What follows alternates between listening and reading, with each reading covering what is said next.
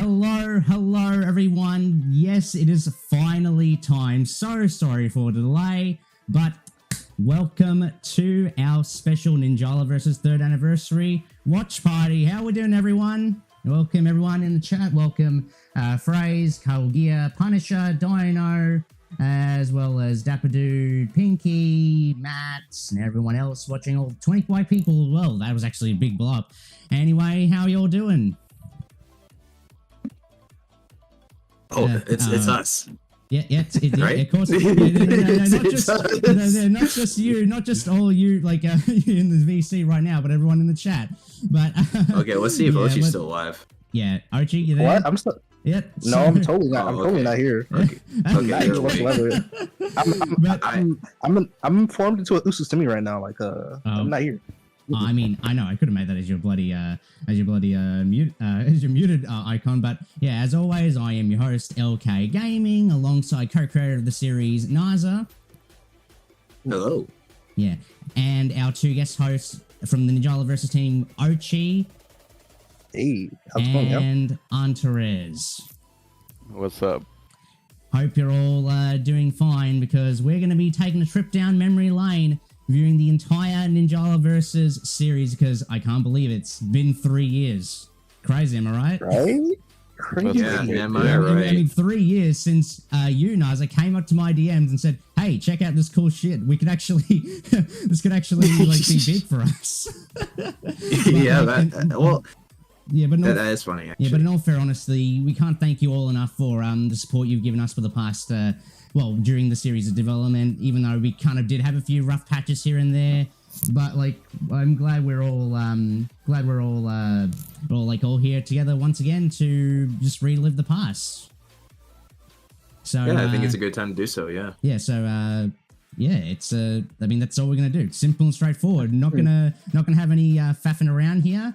Or like get straight into it before before we do that, kind of like just have a few like extra words to say on the series before we begin.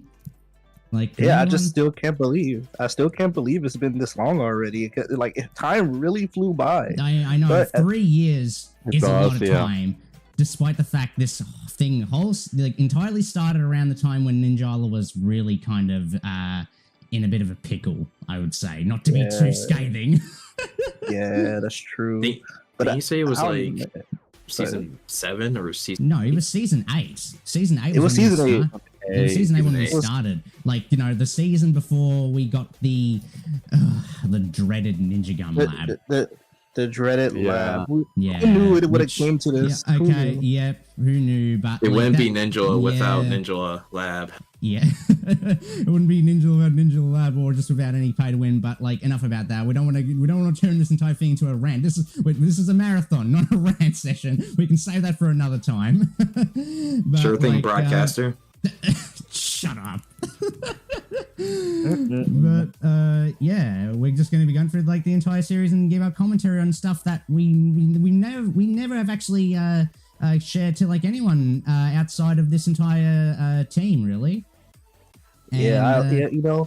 Oh yeah, that is definitely up my alley, especially with the commentary. I know, because developer commentaries have always been my thing ever since I think around the time I've been watching all those good old Sony animation DVDs, like Cloudy and all that shit. But like, Fair enough. No. I was huge into director commentaries, and that's what we're going to be doing today. We just consider this as like more of a director commentary ish type of thing when it comes to our stuff. But yeah, we're gonna be so this will be going on for like a good 2.5 hours. So if you're like brand new to the series, or if you actually have been like a veteran and want to kind of like catch up with like a lot of stuff that we did and get to learn more about how these episodes came to be, then yeah, that's what we're gonna offer. So make sure to sit back, grab some snacks, as we rewind back to where it all began. And what, Naza, what? Actually, before we start, I just wanted to clarify this. There's only 10 episodes with NINJALA Versus. I think we only agreed on just 10 episodes. We were thinking about a couple more things, but we will elaborate on that further throughout the whole entire thing. We'll get into that once we we'll get into that once we get into the later episodes, namely through phase 3. So yeah, back to what I was saying, even though I'm not meant to repeat myself. Sit back. Hope you're all comfy. And let's rewind back to where it all began. And that is, of course, March 7th, 2022. 3 days before my birthday. That's crazy. Oh, wow, really? Really? Yeah. So, yeah, March 7th, 2022, the beginning of the series itself, Naza versus Kamari. And for this episode in particular, instead of usually we're going to be talking about like these episodes and their functions, but in the case of this one, we're namely going to be talking about how the series kicked off, because there's not really too much special with this episode aside from the music and everything else, because you can just tell from the production quality it wasn't up to snuff until the more recent episodes, but we'll get into that later. So Naza, can you care to take it over into how the series started? Well, I guess I could probably just say this. Like, just one day, I just wanted to go fight Kamari, and I wanted to go fight me, and we're just like, okay, we're gonna go do 1v1. Yeah. So and so that was when. Yeah. So when was that around? Like, I think it was like a few weeks before we kind of greenlit the episode idea. I think it was like a few weeks prior. Yeah. Wait. I hear myself. Ochi, kind of need to fix that. But yeah, it continues. Sorry. Oh yeah, it was like a few weeks prior. Yeah. Yes. And yeah, something along those lines. We just like thought about just doing like a video of 1v1s, because we have like this idea where we could be able to go and just like, you know, pick certain like what was it, like a certain amount of weapons. Yeah. So for the whole entire set. Yeah. So all right? it really was just kind of like a single one-off idea. Based on like so based on like everything, Ninjala Versus was originally just going to be like a one-off thing, so it was more of an experimental idea we had at the time. And old Soundhammer, yeah, exactly, Dynamo. But yeah, I think back like at this point, like we started doing like random 1v1s with like ban list for no reason. Yep. Yeah. Yep. Because It was just Yeah, for I fun. know. Actually, So this didn't was- mean anything, Something but for we fun. yeah, this made was it still some like interesting. yeah. This was It wasn't to prove anything either. Like it's not like who's the best or some type of crap or whatever. It's just Yeah. like we're just like Yeah, it was playing for like fun.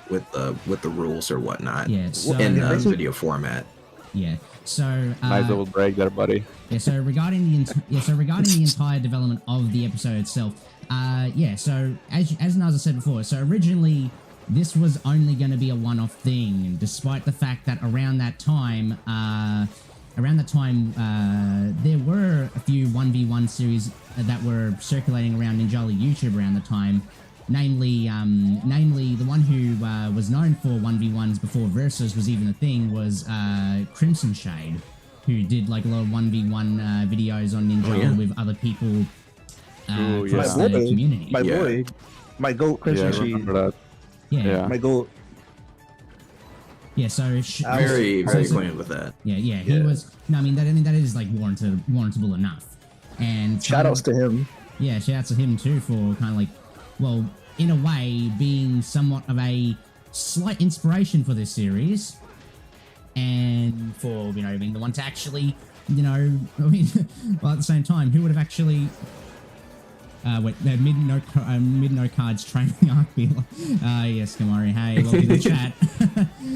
Yeah, But yeah, the entire Also shout out to him. shout out to him too, and shout out to in case everyone is not like all the challenges on here to watch this entire stream, shout out to everyone there. But the entire series itself, OMG Taco, I'm scared. So the entire series itself, wouldn't have actually kind of kicked off as far as it without like a little help from without at least some like inspiration from Crimson Shade himself. So like big shout out to him to actually for kind of like allowing us to kind of like let this idea flourish into something a lot more sophisticated. We might also want to talk about this as well. In the matter of how we did this. Yeah, because so, like because like I think Yeah, so you did say you wanted to so you originally just wanted to do just like a random fight with like Kamari, like a random 1v1 fight with like a few restrictions here and there, not to really be like too close to what like a Shade was doing, because I think you did like know that Shade was still doing 1v1 videos around that time. I mean, it's not necessarily about that per se. Yeah. I mean, I was just like talking about how we went about publishing it because but I think before we do that, like we should probably get into like how we first partnered up for this series. And that was back in very late 2021 when season 7 was still ongoing. Yes, I explain. believe so. Yeah, so I believe so. This was after the room battle glitch, right? Yeah, after the whole room battle glitch, and I think this was also before. I might not have like the sharpest memory when it comes to like the dev diary and stuff, but I think this was also before the time. Featured battle modes were able to be played in room battle. Yeah, it definitely was. I think it was like it was after. It was after. Yeah, sorry. It was after. Yeah. Sorry, I may have the memory of another one, but my memory is like it's so fucking. So that fuzzy. means it was after Striker. No, it was after Strikers. No, Strikers was Strikers was actually no, for all the featured battles. So season 2 was Release the Beast. Season 3. No, not season 3. Yeah, season 3 was actually not season 3. Season 5 was Ninjala Striker. And then season 7 was Last Ninja Standing. And then we had season 7. Yeah, so season 7 Last Ninja Standing, and then and season 9 we had Turf Match, and season 10 gave us Man to Man Brawl, which basically you could say Ninjala versus essentially predated this, or just should I say predicted the entire like mode in general, which I'm still kind of surprised we don't really have a 1v1, like we don't have man-to-man brawl available through battle. I wish it was already. Oh my lord. Yeah, I know, but I don't think we'd ever get in it. But I still think in comparison to this though, like man-to-man brawl in a way is still technically flawed when it comes to its gameplay and how it doesn't really encourage fighting, and how it kind of encourages too much on camping than with the actual fighting. So the kind of like I don't even see any reasons to why like there wasn't any of the mechanics found in like the chapter 2 boss fight from the story mode, where like that would have been so cool. Yeah, I know, because again, it would have like punished. It would have been good enough to punish players from camping too much, but like unfortunately, there was no way we could get like a 1v1 mode in the game because. Well, at least in room battle, because like again, there are a few restrictions of that. And imagine if you actually have like more players stuff. I know it sounds stupid, but like I know we're kind of getting a little off topic here. So back to I would hate to no, hold on. I hate to cut you off, but I think that we need to actually explain this because the videos. Hold on. I need to say this. The premieres. They were not like normal videos. These were based on like these premiere. YouTube premiere options that we had. And I think that you were the one that like encouraged that idea back then because you know, like a live stream format would kind of be more engaging. At the same time too, we could have actually made this entire thing a premiere, but I think that'd just be boring to just kind of like let the audience engage with us and actually see, and actually just to have any like just have some like I don't know, some awkward pauses and stuff, but like back to how the series started and how we like agreed on the entire thing. So outside from just the fight Naza had with Kamari at that time, how we first collabed for this entire series, how we first collabed for this series is so this was around 2021 in season 7 where so this was during the time of season 7 where at that time, I was well known within the Ninjala Twitter scene through a now absolutely dated series that I did on Twitter, which you may recognize is the which you may or may not know is the Ninjala sub-weekly renders, because because like we're basically I just I basically just did renders of like 4 renders of other people's characters on Gmod for for whenever I want to, just because just to kind of get a little more engagement and stuff, and just show that I can actually make some stuff that's not just my own art, because I was kind of in a bit of a drought at the time, and I think doing stuff like this can help show off more of what Gmod's really capable of when it comes to making stuff that doesn't look so flat. And it was just something I kind of wanted to do for fun, really. And despite all that, it gained a lot of traction at that time. Yeah, the weekly renders, the weekly renders, at least I know in comparison to the ones I do now, since I've now perfected my lighting style, looking back at them now in comparison to the newer renders that you've seen in the intro and in the loading screens, which, in the loading screens and new thumbnails pretty much, definitely go up. They had seen better days, but my God, did they blow up so much, to a point where even Gung Ho America endorsed it at one point, which I still consider that to be probably one of the biggest W's in my entire career. That is a huge W. Yeah, I know, crazy. But but that's not what we're here to talk about, though. We're talking about how these renders themselves became such a hit, to a point where Naza actually wanted my own help with this entire series, even though originally this wasn't meant to be a series at one point. But all of you loved it so much that it just really gave us the drive to do more. The videos did pretty good for the most part. It had about 30 people from the first video that we did with Kamari. I think Kamari was pretty happy about that too. I know. I also put a video at the end of it as well. Yeah, I know, which we'll see soon, in case anyone hasn't seen that bit. And it's a good thing I decided to keep it there for the marathon, just because why not? I think it'd be funny. It'd still be worth acknowledging and not really just having it there. But of course. It was around that time when the sub-weekly renders were very popular. They were trending a lot for Ninjala, and they were very popular for me on Twitter, where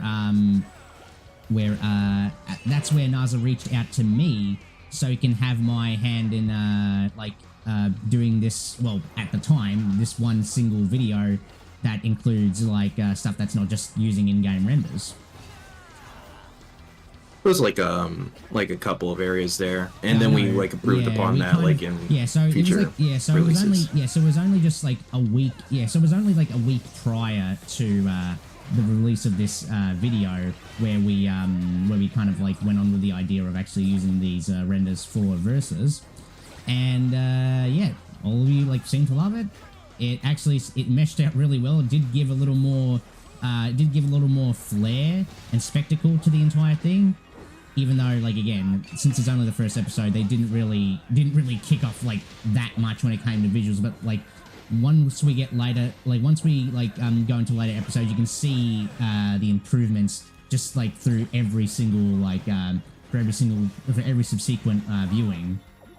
I imagine that, yeah. Yeah. Going into every episode, right? Yeah, but I think you're gonna see some. I think it will become a lot more significant once we get to next episode, because that is where things actually get that's where things actually do take a massive step up.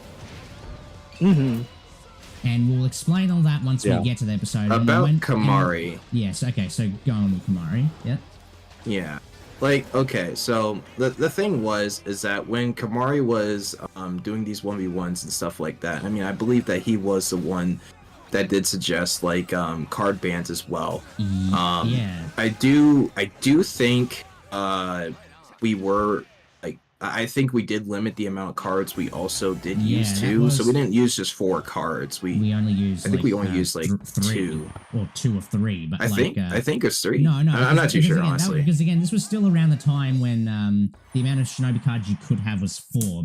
And then when season 18 or I think 17 came out, they increased the limit to 5 Shinobi cards. Yeah.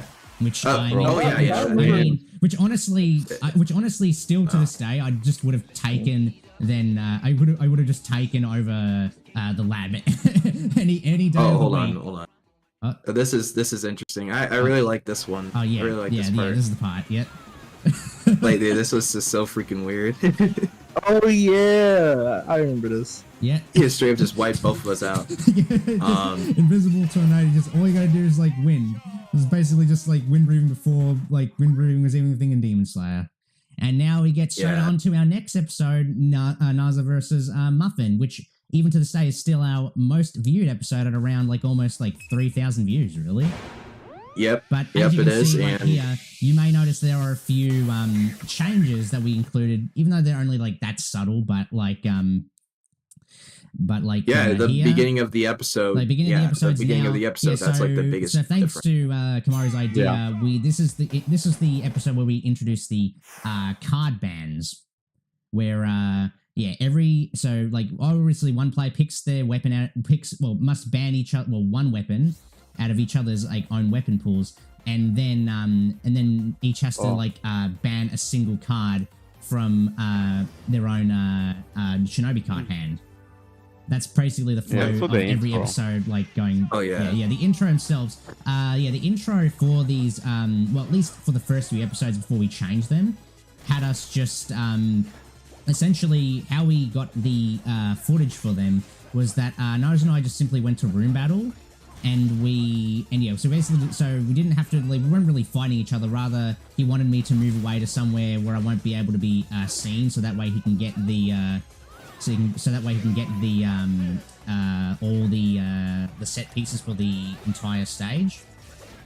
And then, you want me to explain it because, yeah. Yeah, I mean, I know you know better about it because, like, I think once we get that out of the way, we can actually go back into talking about. Let's make it a little cohesive now, okay? Make it a little cohesive because I'm stumbling a little bit. This is just what happens when I don't really prepare myself. I can take it from here too. Take it from here before we actually get back into the main part of this part of the episode where we actually talk about how each episode functioned. Just in terms of just the overall gimmicks. But yeah, take it away. All right, so I was going to say something about Kamari's video, but I'll get onto that one a little bit later. But when it comes to Muffin, Muffin was not exactly the first choice that we had in mind for the second episode. We had someone else in mind for it. But I wanted to get someone else from Power Made at the time. I was thinking about either Voltex or Nino. But at that time, they were not even available at the time, so they were busy doing other things. But Muffin was, so she was able to go and play the game, and that's where it came to be. So, Muffin was just kind of like a last minute addition.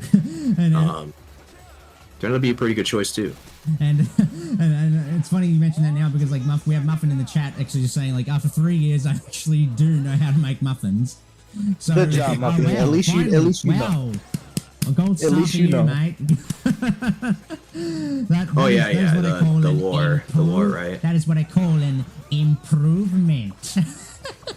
So Muffin didn't really have much to say about her avatar and whatnot, what her lore is all about. So I just kind of figured let's just go make a little joke about it. Yeah, I know, because that's pretty much most of the bios that you'll probably see in this entire marathon.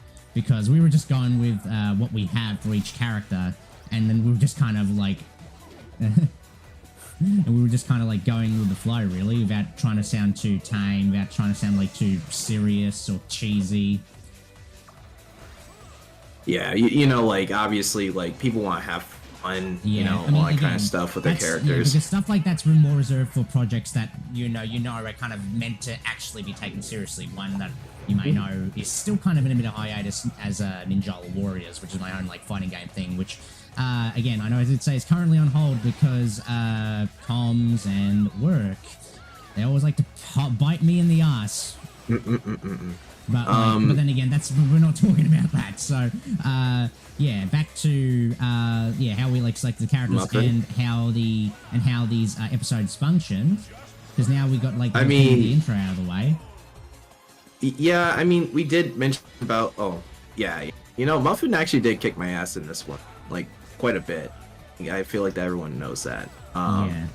But yeah, yeah, this is like the first episode where it kind of like set the groundwork for every episode going forward. That's where it essentially like fully finalized the foundation for every single episode moving forward, where one player gets to, well, I think now, since I want to like stumble my words on this one this time, so how these work is that each player has a pool of 3 weapons, and the opposite player has to ban a certain weapon for well, each of them has to pick one. Well, then they're not really pick one weapon. Each player has to pick one weapon to ban from their opponent for use with all 3 matches, because this is typically, even though we technically did like a lot of takes for each episode, we just choose, like, we chose the best ones and chopped this entire every episode into more of like a, well, the exception of a certain episode which we'll get to soon,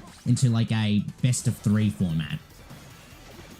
So what you're saying is that like the well, I mean, I made the I think like what you're trying to say is that like you basically pick 3 weapons within your weapons pool. The opposite, the opponent can be able to ban one of your weapons from that pool. So that's kind of how it works. So your opponent will shoot. Well, both players will have to choose one weapon to ban from their opponent's pool, and then at the same time, starting with this episode, episode, card bans too at this time. Yeah. Yes. Again, did you forget about that when we saw the splash screen for the episode? I mean, I saw Kamari's. Yeah, if I remember correctly, we still played with 4 cards, and we also banned one. With Kamari's, Kamari's, it didn't really have that at all, because Kamari during that episode didn't have any Shinobi cards at the time. Kamari does that was the Kamari thing. He always plays with no Shinobi cards. Yeah, I know. That's his thing. No. It was just a little different. Yeah. So starting with this episode, as Naza said before, we each player will ban one of each other's own weapons to use for every battle moving forward in the episode. And the same will go for a Shinobi card too, based on their overall deck. So basically every player would have at least 3 Shinobi cards to use, but like usually a lot of the cards that opponents would every player would like ban on their opponent would technically be their most useful ones that benefit their weapon heavily. So, these fights are pretty articulate. Yeah, I know, because like unlike other 1v1s before Versus, they usually took place around the entire main area and not just the center platform, because we kind of like you did tell me we kind of went for this idea, mainly so that way you don't have like players just like farming drones running away, or like farming drones that's on like the edge there. So like pretty much in order to keep the fight actually focused on, well, the fighting, there was only like one drone that could be broken, and that's the one in the center. Also, I think this was before they nerfed the cancel movement, like super armor cancels into move. Yeah. And that was also... I'm pretty sure like you remember like the katana stuff, right? You can like turn slash guard cancel into like a lot of momentum and like mode too. Man, that used to be so much fun. This is why it looks like so like some smooth. Yeah, like charging slash into break attack was crazy. Yeah, like absolutely. Yeah, I'm pretty sure absolutely. I was still there for all of that, and like I was like super observant on the patch notes and stuff. And yeah, Season 7 did take a lot of hit on a lot of weapons, but like, oh god, Season 7, not really that, like Season 8, because that's when this entire season started. There were a lot of stuff. There was a lot of stuff that actually like really changed the meta, but like when we got to Season 9, that's when we got that fucking like busted as hell hammer throw with like sushi axe. But like I don't want to get too I don't want to talk too much about that, because I know I might be the analytical guy here, but we don't want to bring back people's PTSD. Oh yeah, no thanks. I don't know if people know this, but like, or maybe you're saving it for later about like when all these matches took place. Yeah, like during phase 1, a lot of these episodes weren't really of like the utmost quality around that time. A lot of them, because like all of them were recorded by Naza himself, where around the time his capture card was only capable of recording of up to like 720p 60. Wait, what's that supposed to mean? What the hell? Damn. What do you mean? It's not the utmost quality. Yeah, bro. I meant resolution wise. Damn it! I'm not trying to. Okay, all right. Hey, I'm just yanking your chain. Yeah, I know. Okay. I know. We were Okay, still well, what I meant is like. I know we were still trying to put our effort into like a lot of these earlier episodes, but like just technically, given what Naza had at that time, just saying. Yeah, the video quality for the first 4 episodes was 720p, and then yeah, again, it may not look as sharp as more recent episodes, but like that was all we got. That was all we got at the time. But like at the same time, resolution doesn't really matter in the case of this, though. As long as the game like kind of conveys what's going on, then that's kind of good altogether. Yeah, but the most important thing, the most important difference to really keep in mind here is that for the Phase 1 episodes, yes, all of them were recorded by Naza, but the biggest Hold on. But the biggest we'll talk about had, that later. I know, but the biggest constraint we had here was that since this was recorded by Naza himself in game, there was no way to really see the action from the challenger's point of view, and that was that was like one of my bigger issues back then. I really wanted to see what others were thinking. Yeah, and that was until we got, and that was until we got the help from. Do it now. So no, not do it now. We'll just wait until we actually get there. No, I meant like spectating is a thing now. We can actually get all of that. Yeah, because since the spectator mode was in like Ninjala, it was in Ninjala a lot longer than that. No.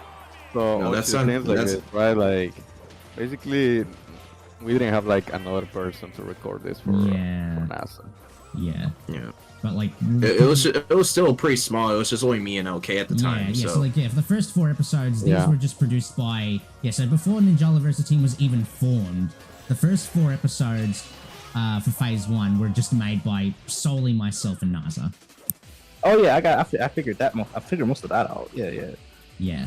I was just mentioning the fact that since you can actually host lobbies now. Like, since you can host lobbies and do all that stuff, it does make things easier. Even though I'm still kind of bummed out that you're only limited to one spectator for battles. Yeah, it should be more, but I don't know. It's funny. Again, and then you have Splatoon 2 knocking that out of the park with 2 spectators. Oh, the forbidden word, Splatoon. The forbidden. Hey, who said I'm not allowed to mention other games? That's not You're totally right word. Though. But hold on a second. Before I get onto whatever Splatoon talk you're gonna be getting into, I want to go talk about the music real quick. I wasn't gonna say anything more about Splatoon. I just wanted to just plug it in there, and then that's it. Just get back to. About that here, bro. All right. How about this? So go on. All right. So music. So I was talking about like Kamari's music and all that kind of stuff. Kamari did mention the music before. I usually pick music based on how I see the character usually, and like how I would normally portray them. So sometimes like Kamari's music is kind of associated around more of a stoic background, and like kind of more like a calm type of perspective, I would say. So I just pick music kind of based around that, kind of more serious type of like music soundtrack, something from Square Enix most likely. And then like Offense is kind of based around more like, I think more violin. I could see more violin, kind of more based around the percussion area for her, and kind of more, again, also like a little bit of a two-faced personality. I could also see that as well. Probably not the case for the Avatar, but I could see it. Kind of like you gotta have like a dark side type deal. Yeah. I think it might be because of the horror. Not too sure, but back then that's kind of like the music choices I picked these characters because it kind of made the balance of the game pretty good as well. Sense. Yeah. So. Yeah, because again, when it came to the music choices, we had to like look. Well, mainly not really me, but rather Naza himself had to look for when it came to these episodes, they had to still like fit the character.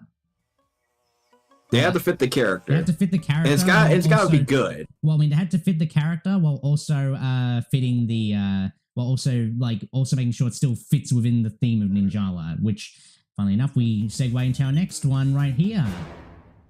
I do like the banner. Yep. We got the Ochi. Yep. I wonder who this guy is. Yeah, I don't know who this Ochi guy is. But dude, I did not. I'm gonna tell you this. I'm gonna tell you this right now. I do not like the render. I do not like the render of Ochi. Yeah, I'll say that right now. I know, and that's what I hate it. I know, but then again, well, I mean, he looks fucking. But in this one, but compared to this, we actually. I like that. Yeah, we actually. I mean, no, it makes sense. It makes sense because at the time. Yeah, I know. That was around the time. That was still before, again, we kind of established the entire series. Because I was only the renders I was going for were, yeah, that's my ambassador coming up here. The renders we were going for here were just based on what, like, the people that came up to me wanted it to be. Like, I was trying to go off with, you know, how the characters are depicted myself. Because because again, that was around the time where I only just went for renders that just, well, not really renders, poses that actually fitted the characters. You did a pretty good job. I tried my best. I tried my best to try and make sure each one of them felt distinct. But when we're considering avatar characters here, there's not really a lot you can do. I mean, yeah, sure, they have a lot more personality that you can tap into depending on the character base, but as long as you can actually like try and think of something. I mean, that's probably like the beauty of Gmod and how it allows you to like come up with stuff that the game doesn't when it comes to posing, facial expressions, and other types of things that you could actually try and implement to make it still feel like Ninjala, while at the same time not really make it feel like it fits Ninjala at all. It just feels completely new. As much as I like Gmod, I want to go and talk a little bit more about this fight here. Yeah, this fight here taking place in Fort Riverdale. This is actually so this was the first episode. You got something to say about this one too? Actually, does Ochi have something to say? I mean, can we? I was gonna say something about that. Like, I was gonna let others because, like, I was gonna let you know, like, you should know this too. You didn't even mention it. We actually add like the intro transitions into this, per match. So like every match, there's gonna be an intro transition with the Versus logo on it. Yeah, I know. Something that that's something you can only see during when you actually watch the episode separately. But considering we don't want to have any of that stuff in the actual marathon, just for the sake of consistency, that's something that like you won't be able to see here. But you will be able to like watch it just from looking at the playlist on Naza's channel if you. Okay, we just looked at it. It's the yellow twirl that you just saw. It was right there. This is the first episode with transition. We just saw it. It was right there. It's also the first episode when like we went to like a different direction when it came to like the actual fights. Yeah. Like it's not WNA, and then after this one, we started like going through like different modes also. Yeah, different rule sets, which we'll get into like once we get into Aqua's episode. But yeah, this marked the first episode where we decided to kind of shake things up a bit and have these fights not really take place within WNA because obviously that would just feel a little, that would feel a little too repetitive. So occasionally we decided to like go for different stages to see like how just kind of like not really make the entire the entire setting just feel exactly the same. And one idea we went for like right here was Fort Riverdale, something a little bit different, and it like and for the case of like Ochi's character itself, it does like make a little more sense. All right, I still can't believe you did this. I mean, I don't know. I figure it would kind of keep you away for a little while. Yeah, I know. I mean, but I did not expect you to throw a dragon yourself like that. Yeah, because even though Fort Riverdale itself is like much larger and not really that suitable for like most 1v1 fights, Yeah, he did like what he said. Like, yeah, he had to use the double drag was probably necessary in order to kind of like keep our shit baying. Ouchie. Look at that, bro. Look at that. What an absolute ouch. That was a pretty bad way to end the match, huh? Yeah, Man. Yeah, bro, you Right, gave yeah. yourself away at the end, bro. For real. Yeah. But You got your butt kicked, dude. yeah. I lost. I mean, I got my butt Man, kicked, it's like, actually, yeah. it's like I mean, you everyone- lost, but you won, you know? Everyone's gonna have their butts kicked no matter what. I think That's just, the other thing I want to like say about like this fight in particular, this also pre-established like it kind of goes with like the intention of what I was going for the series too. Like I want to make sure every single video is unique in its own way, with like, you know, small little things, small little details that no other video has. So I want to make sure outside of the music and like the characters themselves. Oh yeah, the music. I wanted to mention this too. So Ochi's music, I should probably do this every video, but like Ochi's music is kind of based around Tekken. The second song is I'll say this, it's from FNF. I just figured it was a pretty good song. It was like an FNF mod or something. Yeah. Okay, that was pretty bad. I didn't like it. I didn't like it at all. He like it so badly he threw a dragon at me. Yeah, it's crazy word. Do you know? I think you knew what the song was. He went for the salty dragon. Yeah, I was pretty angry, dude. I was like, dude, you can't be doing this kind of stuff to me with a yo-yo. Yeah, like, yeah, you didn't like, let me go back to your weapon. Hey, look, I wanted to switch it up, and let me rephrase this.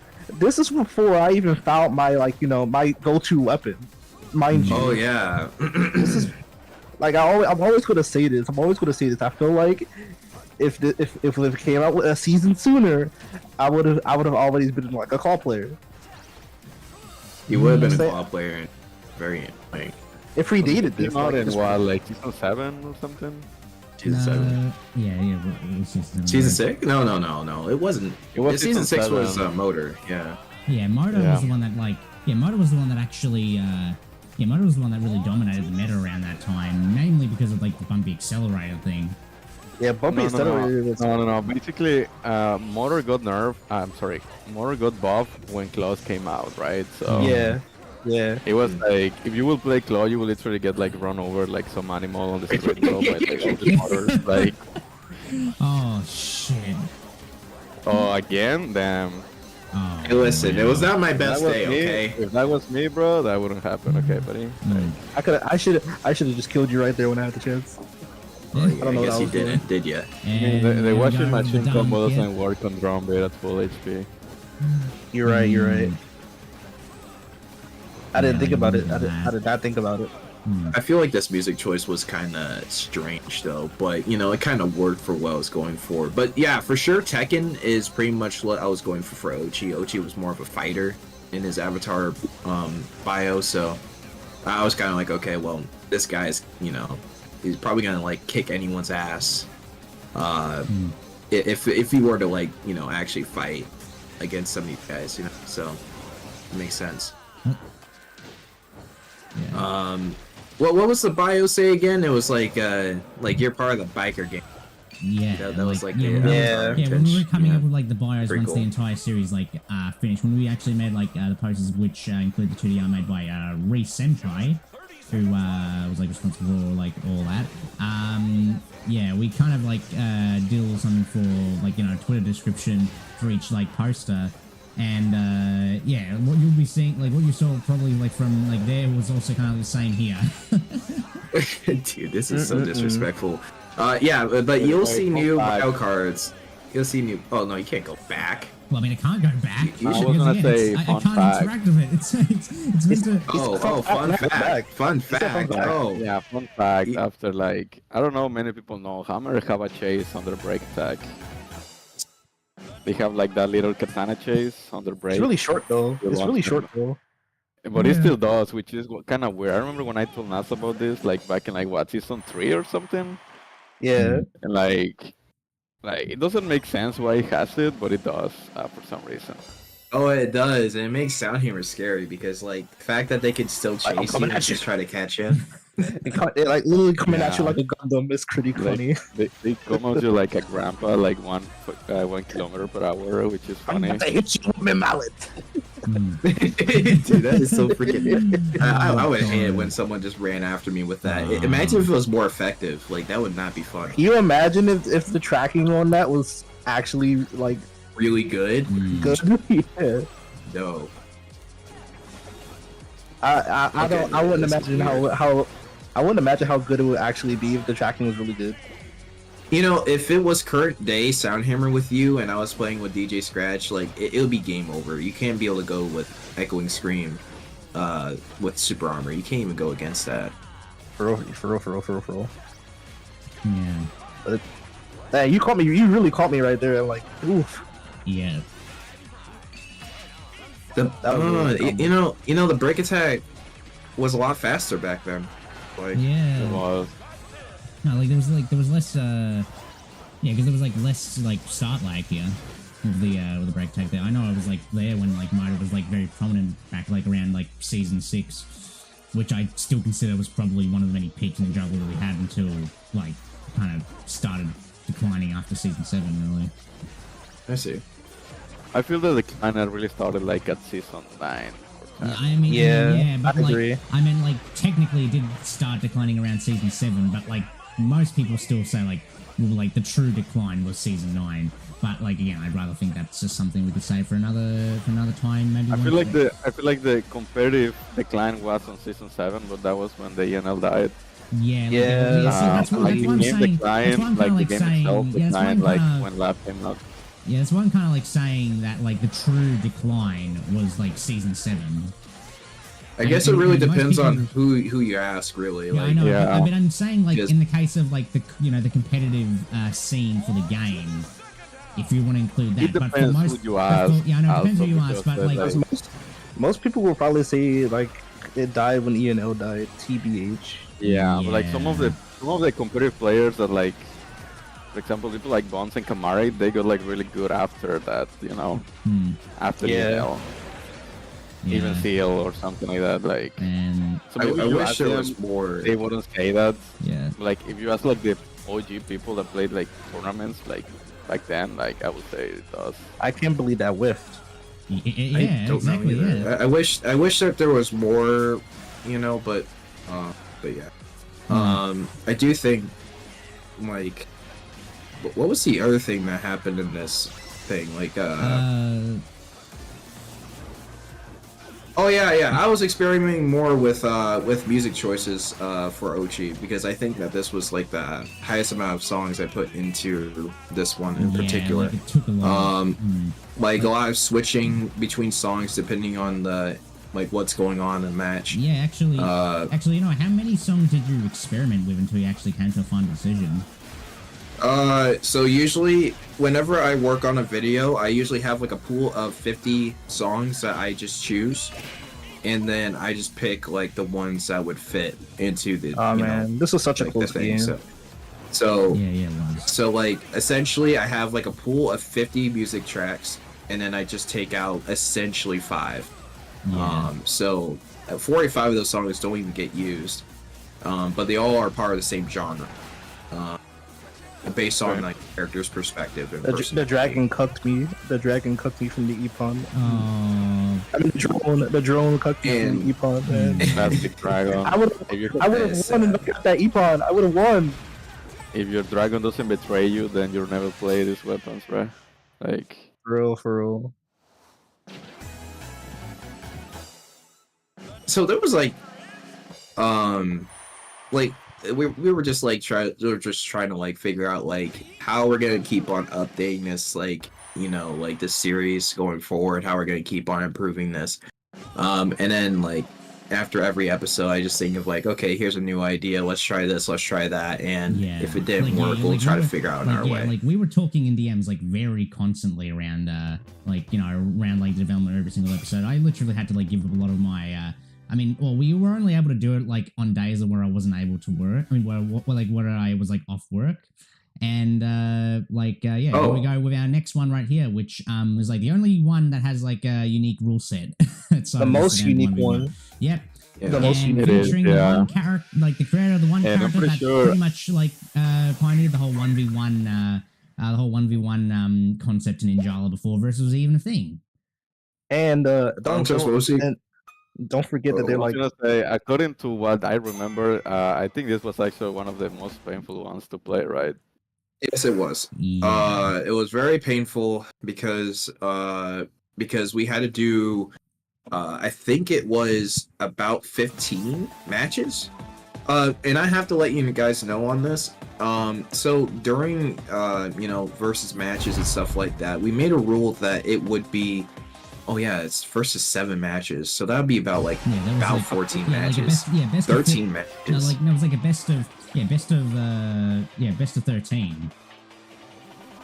See, that's a lot of matches, dude. I think I should change that. I know. Because, that was crazy. I know, but this was like for the sake of trying to do something different. And hey, we tried. Yeah. And it didn't really pop off that much, but like. And technically, I mean, I guess your reasoning was fine because like you can literally end this in 1 minute or less. Yeah. You could literally just die. I know, but that just it's game over. Yeah, I know, but like the amount of takes you did really.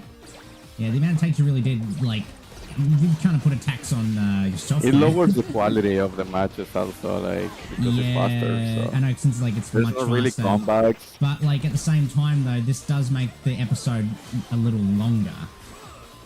Oh yeah, and I don't really mind that since like this video, like again, like the whole entire idea that I was thinking of is that like we're experimenting with new things, and I think it's fun that way. Because if we didn't, then like, then what's the point? Why would it only just be like simple versus matches with the occasional like a stage change here and there? Like we wanted because to I'll be honest, like take advantage. We wanted to try and take advantage of the of like the feature for like using featured battle modes in room battles. And I know I do believe there was one other rule set we were planning on having into Versus if we actually had a little more development time on our hands, and that was implementing Ninjala Striker into Versus. That would have been funny. That would have been fun to watch. Not gonna lie. No, I mean, that was something we did have planned, right? I still remember you told me about it one time. We did, but you know, I realized that was pretty anticlimactic. Dude, I think that was a Smash Bros moment. That was like got hit with a sudden death.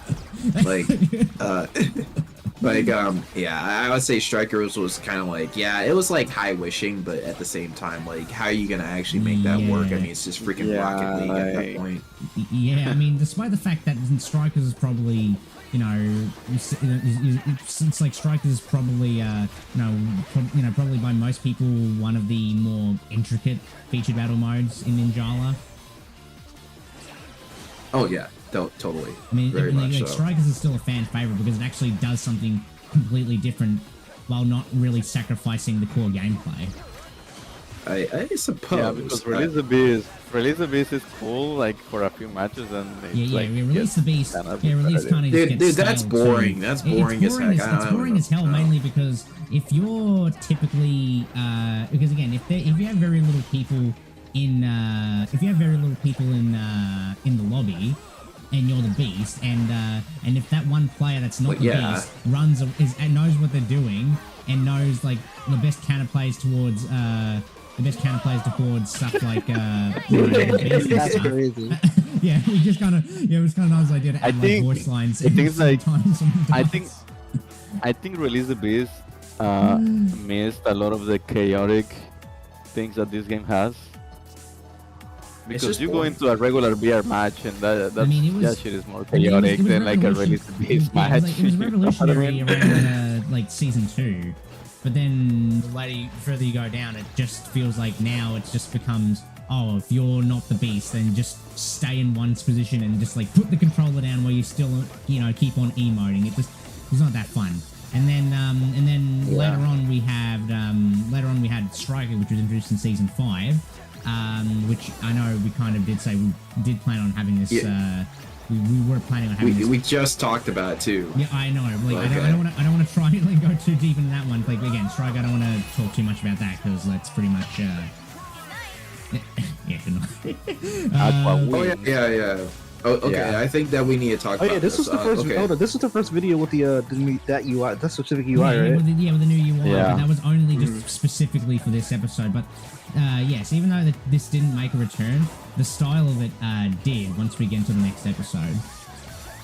So okay. Now, what I wanted to talk about too was that there was a few things that a lot of people probably like missed. When it comes to this video, there was like voice dialogue as well. I mean, technically, voice clips, and you're describing the character. Also, we did that as well. We experimented with that.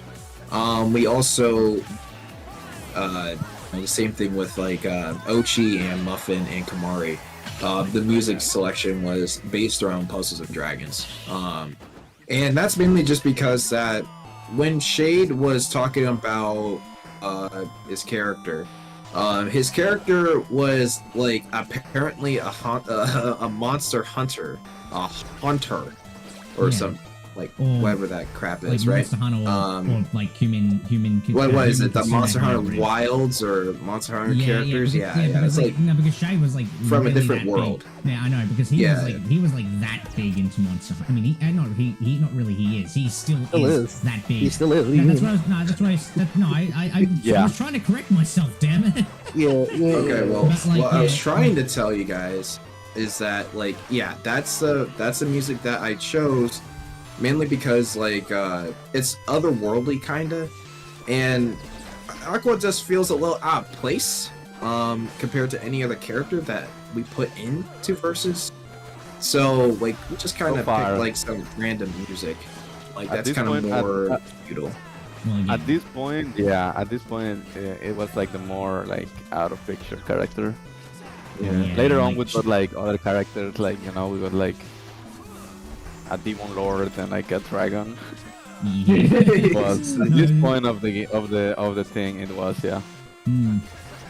like what was it, the 4th episode, and then we have like Aqua with a very weird, strange, interesting backstory. And I just figured that we also got like Dynamo later with the horse thing going on. Horseman. Okay, so that rocket almost you almost killed your Naza, Naza, please. What were you thinking? People were I think this is the only episode where your character loses now. No. I remember. Hold on. We'll see that. Well, we're not gonna say who it is. Yeah, we're not gonna spoil it. We're not gonna spoil it. No, we're not gonna. We'll get to that later. Don't you worry. I mean, the veterans who watched every single. I'm just looking out of memory. I don't remember that's a good thing. That's a good thing because you'll be shocked to find out who it is. I mean, it's a good thing because you got this to thank. You got this to thank this entire marathon that I had to like spend almost 4 hours rendering because, well, not really 4 hours, like almost like 6 or 7 something hours having to get every video because I wasn't even told they weren't even saved on Google Drive. But, you know how long this took to render? How long did like this episode alone take to render on Filmora? It took about an hour to render. So if I made any mistake, then I had to restart. Yeah, that's because my computer was just doo-doo. So. I know, but that's probably just the biggest thing that a lot of video editors like tend to kind of like wince about whenever like they make a tiny mistake on a video that took like 1 or more hours to render, because like this one alone, all this was just taking every single episode, editing them with the new loading screens and compiling it all together, and this took and again, a simple task like that took like almost 4 hours to just render the entire thing, which was crazy. Well, yeah, I mean it's 2.5 hours. I honestly think that's not bad. I still have, and this was all on a like this was all on a very high performance laptop. I think. Oh yeah. We also did introduce like the whole like Naza wins, like the whole like character wins. Yeah. So we kind of had that over the team emblems. Well, this was mainly the start of that, and then and then moving forward to Dex episode onwards to the last one. Yeah, it was like that for every like results screen where the wins overlay will be put over the team icon, which I think that'll be best described when we go into Dex video. But yeah, because I would like. Because that's where we're going to explain more on like a lot of the significant changes we've made to like the videos prior to, well, I mean, at least like compared to the ones before Phase 2, so. And, yeah. That was pretty fast. That was pretty resourceful. Yeah. Like, who thought it was a good idea to use S-burst in the danger zone? Only Naza would. Was he dancing?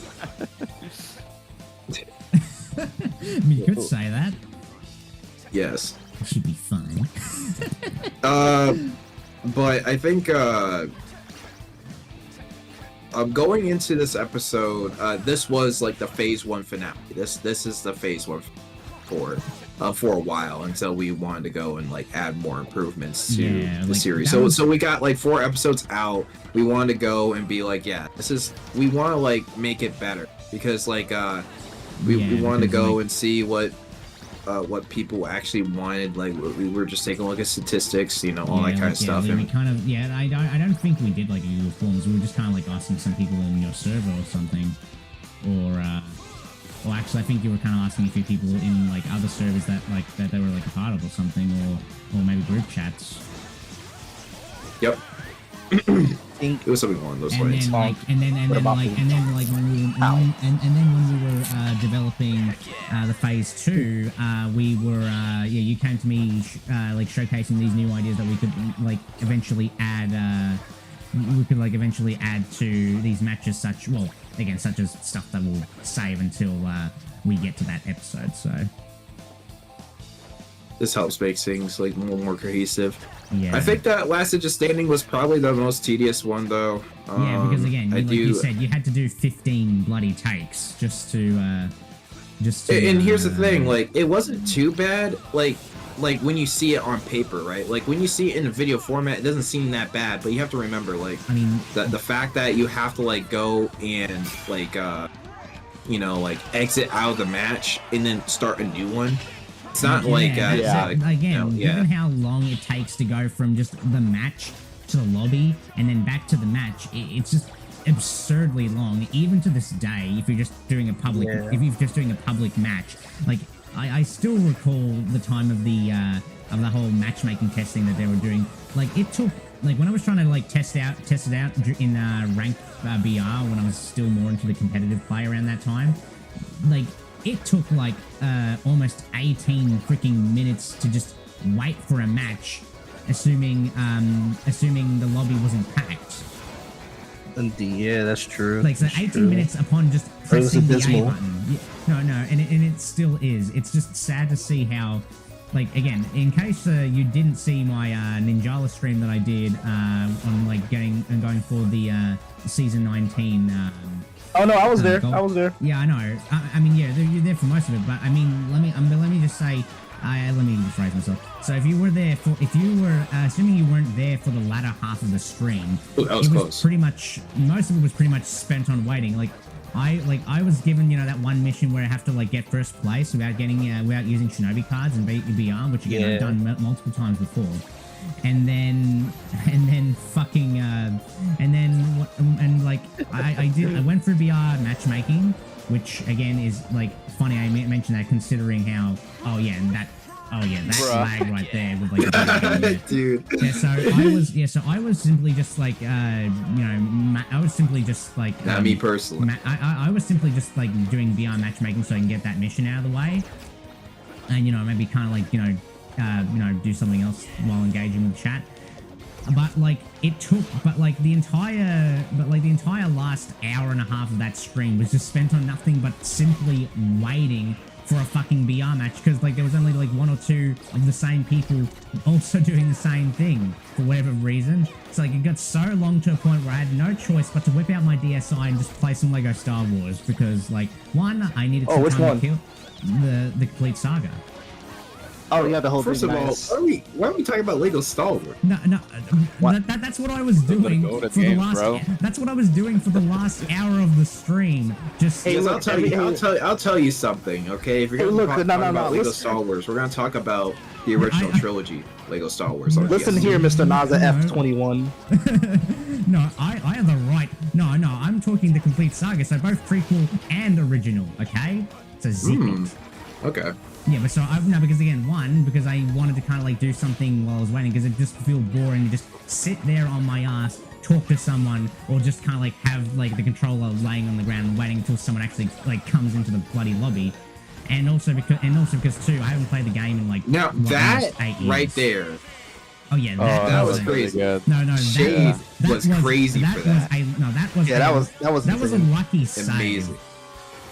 A lucky save, no, that was pro. Lucky save, bro. Now you have to go out and kill yourself, bro. Oh, never mind. They'll do it for me. Why did he do that? Okay, never mind. Doesn't matter. You're dead. It doesn't matter. You're dead. Look at this. Look at this like creativity. The froggy block was pretty good. That is a very big brain IQ. 300 IQ player right there. He hit you with the Steve before the Steve was a thing. He hit you with the Steve. He hit you with the Minecraft. Before Steve was a thing, Steve was still in bloody. Shade was ahead of his time, bro, for real. Shade predicted the freaking Smash Bros. Shade predicted Minecraft Steve. Yeah. Yeah, Steve was just absolutely busted, but we don't want to go like too deep into that shit. Oh yeah, this is also the time when the Jujutsu Kaisen collab was like a thing. I mean, this is something that we cannot take away. I mean, yeah, I know, because like again, even if you're playing in the ring battle, it's always gonna stay there. So theoretically speaking, this should be like the best video ever made, just because Jujutsu Kaisen has like a freaking appearance. Yeah, but like unfortunately, it's not. Muffin still reigns supreme, according to YouTube. According to the algorithm, Muffin's video has the most. That one has the most views. You're surprised on a girl one. Like it has the that's crazy, dude. Of course we're gonna try and diss people. This is what Antares is all about. Yeah, I mean, again, there's nothing wrong with something like that. No, this makes you lose more. This makes you no. If you had my character with the emo outfit, like I'm pretty sure we could have gotten more. I wonder who'd be more sassier, Antares or the actual character Zane? No. The actual character, actually, I don't even think it from me, bro. Who's more sassy, Antares or Zane? I mean, who is sassier? Probably me. I mean, yeah, but I figured it would be Antares. But I was trying to make Zane a lot more sassy than. Yeah, I'm the big bro. Okay, so like, Aqua's character, I didn't really establish too much on that, but I only talked about like how like she was out of place, but like she has like a bubbly personality, right? Yeah. She's like she gets along with everyone, even though that she might be a little stupid. That's pretty much it. Because we wanted to go. She's an airhead. She's an airhead. Basically an airhead. Yeah. The Mario Kart slow winning. But like that was basically what was it? That was based off of King of Fighters. Actually. It was based off of King of Fighters. I like the King of Fighters series, so I just figured let's just do like a little slow motion to that. Yeah, kind of like that. Yeah, that was King Hearts. And now we move on to Dapper. Yeah, into Dapper Dude's episode, which birthed the phase system for this series, as you can see right here. I gotta say this right now. I'm sorry. There's no 60 FPS version of this. It's been freaking that's what bamboozled. That's what I was about to mention regarding the entire. Oh really? No, you would have never mentioned. No, I knew I was going to. When I was actually downloading these videos to compile the entire thing, I just it did kind of throw you off a little bit. Yeah, I know, it did kind of throw me off. I just realized that but then again at the same time, this entire marathon's in 30 FPS for the sake of not wanting my laptop to own my PC itself. So Deck is an interesting character. This is like okay, so phase 2 was interesting. I want to talk about the development of phase 2 because I'll let you take this Dapper one. Dude was probably a quality jump. Yeah, it is a quality jump. And we also got a new person on board to help us out with the spectating. And LK was going to elaborate on this too. So, it was J-Man. Yeah, so CA J-Man 777, who you may recognize is one of the long-lasting like Ninjala US ambassadors for Gung Ho. And so we enlisted the help of him to assist us in recording each episode and its subsequent takes. And as you can see from hold on. here, I also want to say this too. I think I got it all wrong. So theoretically speaking, it was J-Man, right? Yeah. But he was not here at that day. It was actually Starling. Starling was here. And he was doing the spectating for this one. I actually forgot about that. Yeah. So like that's the reason like why it was only like 30 FPS. Again, my memory. No. It was 60 FPS. Blame my fucking brain, okay? I can't even remember this shit when work is just the utmost priority for me. let me explain it, all right? I got this for you, all right? You told me to let me do this. All right? Refresh my memory, sorry. You guys, I remember, all right? So when Starling was like the one doing all this stuff for, just trying to get the whole spectator thing going, he has like a really good capture card. Yeah. The reason why it's 30 FPS was because YouTube did it themselves. It was supposed to be 60 FPS, but it got like it just got like regurgitated into like a 30 FPS like 1080p resolution, and it never changed. Yeah. And they said they would fix it. It didn't get fixed, and we're just stuck with this. YouTube. Yeah, I know. YouTube and it's compressing bullcrap. So yeah, Starling's Starling's tag is a quality Starling for a reason. Yeah. It is quality. It is quality Starling for a reason. So when I was out of every person that was in like this series, I'll tell you this. Dapper Dude was probably the hardest person to get, because like for some reason Dapper was not really too sure about what he really wanted to, if he really wanted to be in or not. So I gave him a couple of days, and I explained to him like how everything was like how this is gonna work and stuff like that. And the reason for it is because he hasn't really played too much of Ninja time, so he was basically the Cloud of Ninja Versus. He was hard to get. Oh, also the little combo counter there. Yeah. We'll get into that once we hop into the next match. It was really like Dapper Dude was like a person that I actually did.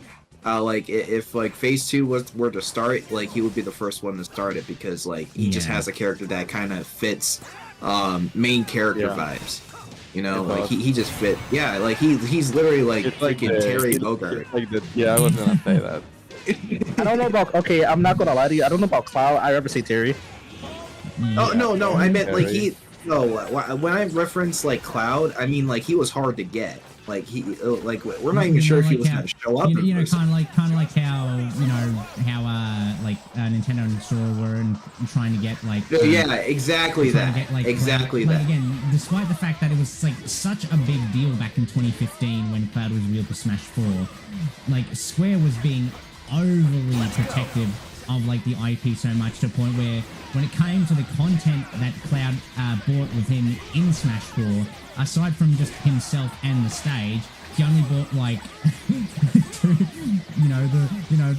meme worthy 2 Final Fantasy tracks. So okay, so let's talk about this. So this is like the biggest sleep that we had in Ninja Versus for a while. So we just ditched the end screen for this.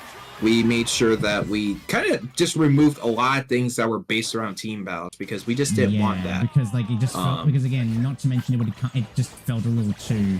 I would actually add this on here too. The fact the results screen for team battle was also a little too long, considering it's only that long compared to battle royale because you know, they kind of want to show it because of all the teammates and everything else. So like we decided to scrap that entirely in favor of this, which was not really that hard to do when we first started developing. When we put it together, when we it was easy. I mean, yeah, it was really easy. Yeah, like all we really did was just like take try and take some ideas from like a data mine folder that we got for like Ninjala, and then just kind of like base the UI for that. We just got like a lot of references from the UI, even some unused UI that was planned to be in Ninjala back then, when the final game was in development. But yeah, we took a lot of assets and design reference ideas from the data mine stuff to make something that still feels like it blends in with Ninjala while giving it its own identity. And we still, speaking of that, we still never get that Ron costume. I'm still waiting. Oh, we'll never get that, bro. I want to go and talk about like the one that the biggest changes in phase 2. So like, go on. So yeah, so okay. Before we actually get, let's just go discuss a little bit more about deck real quick because I might just forget. So deck's music selection is based more around like around baseball, I suppose, like a baseball like theme. I was kind of going for that, more like rock, I guess it's more rowdy, I suppose. Would have been nice, I think. Yeah, I think that would fit too. A Metal Slug as well. I kind of thought like more like a Metal Slug soundtrack would work very well for him, and just more rock. I think it just worked very well for deck. His, he's like some street kid, right? So that has like some unconventional power, So like to kind of express that, his music kind of showcases that he kind of has more of a knack for sports and street-based environments. So it kind of worked out in his favor. And as for phase 2 changes, right? Yeah, so we'll get we have the biggest addition we had, the one addition, aside from the recording change to having styling for this episode, but like moving forward we had J-Man. So aside from the use of spectator mode, so now you'll be able to see the opponent's point of view. So it's not just always switched on to Naza. One addition that you'll see here is the little indicator that's in between the timer and the score meter here, which is basically just the win counter. Yeah, but it's not really just it's not really just a win counter. Rather, it also has a few other things up its sleeve too that that kind of like does kind of give it a little more going on with it. Was that what you were trying to let me explain? I think that's what you wanted me to talk about. Yeah, I think that's like like the win indicator. In addition to these right here, a little exclamation mark to show someone is like currently trailing the lead, and another indicator that will show up soon when someone's disarmed, and like the third one also is a flame that will show up behind each character's respective portrait to show what happens when to basically indicate that their ninjutsu is fully charged. And as for like the results screen again, this was entirely made by using assets from the entire Ninjala data mine folder for reference. And we decided to like make this go much faster so it doesn't really take too much time away from the runtime. So I mean, no, so it takes too much time away from the runtime, so it actually doesn't like bloat the runtime further with just straight up silence. So, and so that's it for like the whole like indicator right here. And another thing we also included too, at least like 2 more things that we'll get to once someone gets the ninjutsu ready. if we get to that bit real soon, even though it's still a little too. Man, the match just started, bro. You have to wait. The match just started, dude. Yeah, I know, but like, just like once we like get to that bit, we'll kind of okay, like talk maybe about after like the this additional. one. Yeah, it should be after this round. Yeah, so like so now, so you'll see that when someone has the ninjutsu ready, Oh, they'll yeah, have I a see flame it. above their portrait, like that. Yeah. Which is also like a good thing too, because and like yeah, there we see right there. Another thing we included is a Smash Ultimate style cut-in effect for when someone uses their ninjutsu, which for that one again was I think was a little tricky to develop when we actually first started making it, because that was our first time into experimenting with masking. It was pretty tricky for me to do it, yeah. I mean, the idea was started, yeah. The idea was we had to be able to get like a math board so that it, because all of it is like a black screen, like for one, yeah. Like when making these ninjutsu cut-ins. So all of it was just like covering up the entire screen. So we have to like kind of crop it in order for it to not like cover up the whole entire thing. Yeah, and then as for like how we styled the cut-ins themselves, we didn't want to make them look like they like were just directly ripped from Smash Ultimate. Rather, we used a few shapes ourselves to kind of think of something that kind of like, yeah, see like that. Even stuff like that can still happen too, where like both cut-ins can like show up at the exact same time, and that adds a lot more. Oh yeah, and another thing too before we get back onto that, the whole combo thing that we included right here, which was mainly just like which for this mainly for phase 2 was mainly just for finishing combos, which okay, or like yeah. So these combos that we implied here for like phase 2. Not really for phase 3, which we'll get into like why once we get to those episodes. Yeah, so these kind of acted as like the kill streak, the kill streak counter. So like they're just kill streaks. Yeah, so that's what finishing combos are in Ninjala, but they didn't want to call it kill streak because it could raise the rating. But yeah, the finishing combo pop up. There's like, yeah, so there was one for 3, 6, 9, and 12. Since usually in battles, like again, it is because usually in battles it's kind of rare for someone to get like a 10x finishing combo, like or higher. But like, I figured doing something like that can like help in order to kind of add a little more to the actual. To add a little more to like the match, so it kind of feels like its own thing instead of just being straight up Ninjala footage and nothing else, with just some music and some extra sound and stuff. And like as we see Cuddle Gear, yeah, OMG the combo, the combos. Yeah, this was what we originally like had for pretty much the most of phase 2 until we dropped it in phase 3 in favor of something else.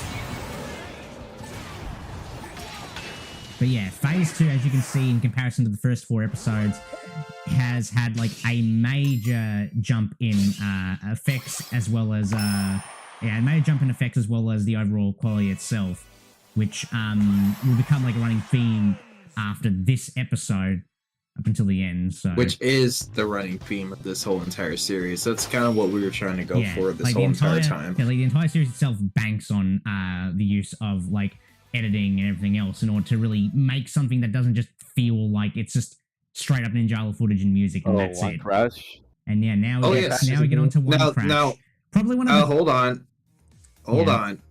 I gotta say something. Yeah, go on. All right? Go on.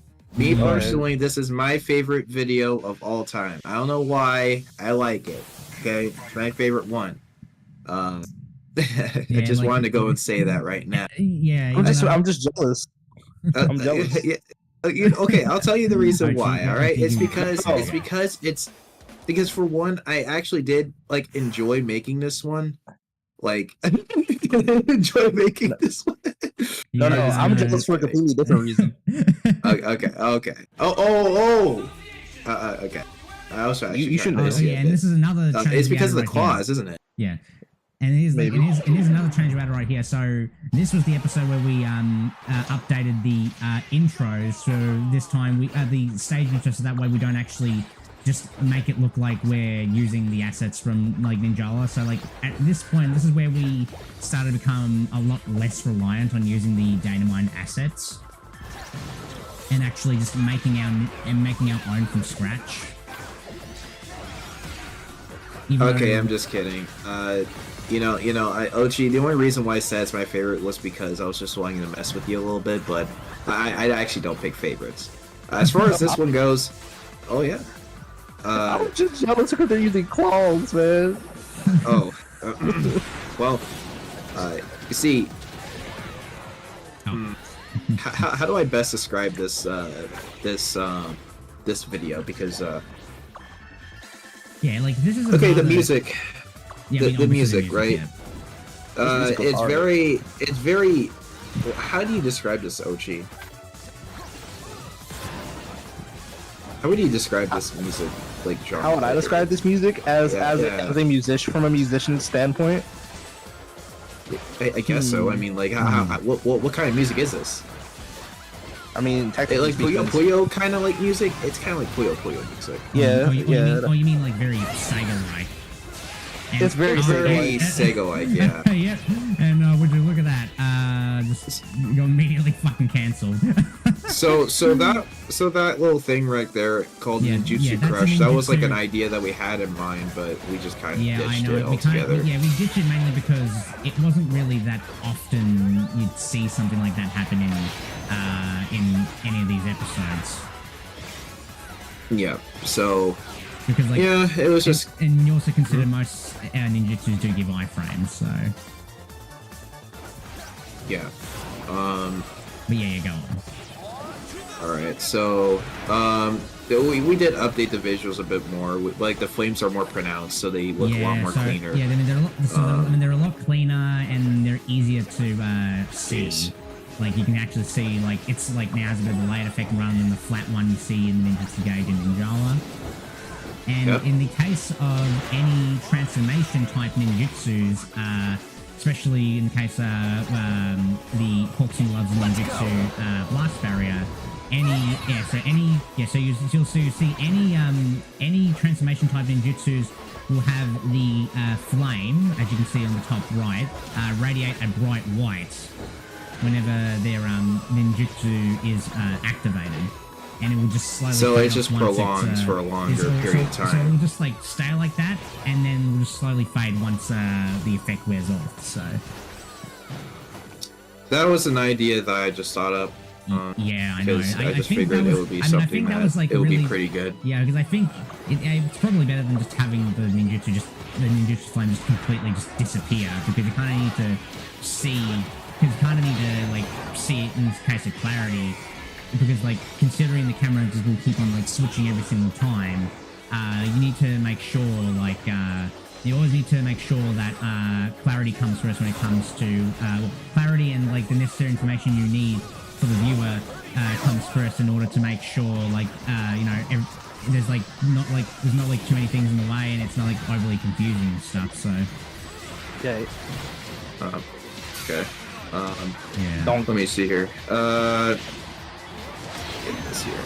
And like, I also did like to experiment a little bit on like how the UI could probably get like covered up a couple of times here and there. Yeah. We try to like make some adjustments to that. At least that's like a struggle when you're like editing these videos. It's like you're given the assets, but you're also are trying to make sure that it doesn't seem like it's too out of place in the Ninja game itself. Yeah. Like so sometimes this was why we had to like try and not really rely too much on the folder of like data mined assets. Rather, we use them as reference and we just make our own ones from scratch. That's still and to make it look like it actually blends in well with Ninjala's UI.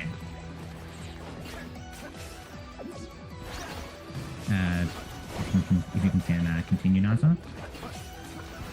As I was saying, yes, like sometimes I continue to like go in, disable the opacity of some of the UI elements, so it doesn't seem like it's out of place, as if it's like fits into the actual thing. Yeah.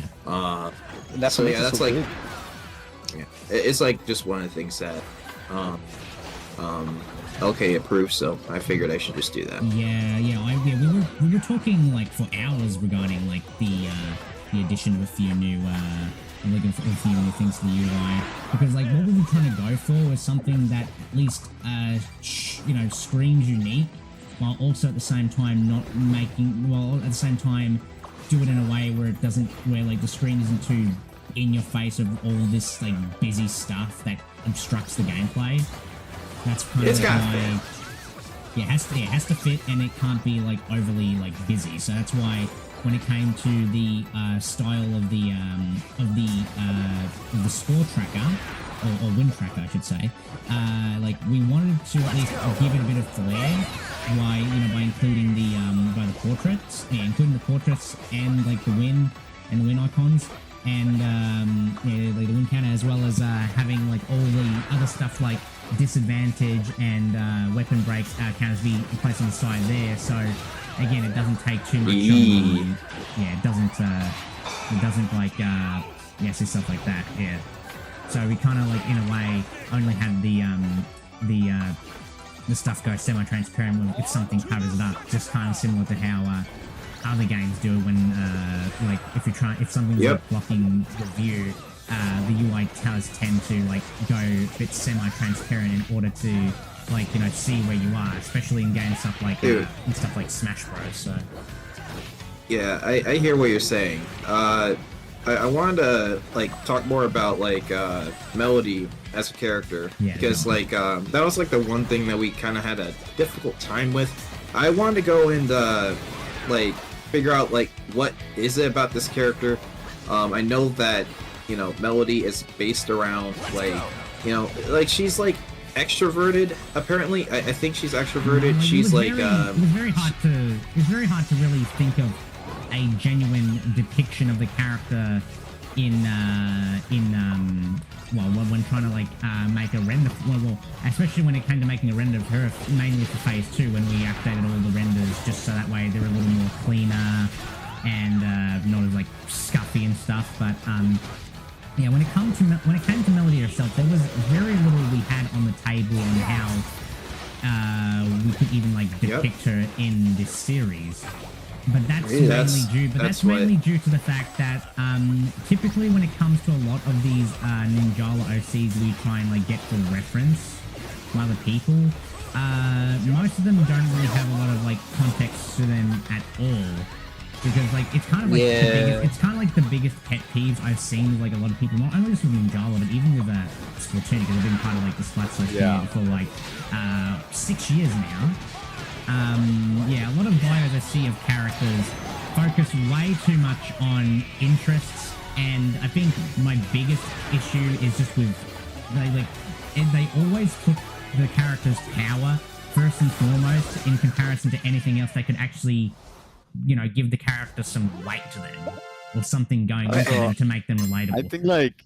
I think like she's probably the character that doesn't tell you much about. I mean, it doesn't tell much because like all Naza really had to go for, well, not really go for. All Naza and I really had to go with was like 3 or so tweets. Most of them just, mainly from One Crash himself, that just felt like. Hold on. What I mean is like I don't think the outfit like tells you much. You know what I mean? Yeah, the outfit doesn't really give. I mean, like, for example, the Dapper character, right? We decided to really go for it. I mean, again, I know this isn't the attire Melody isn't typically seen in, because he still has the hat, still has the eye patch and everything, still has the hair, but the character uses the original blue armored ninja suit from season 1.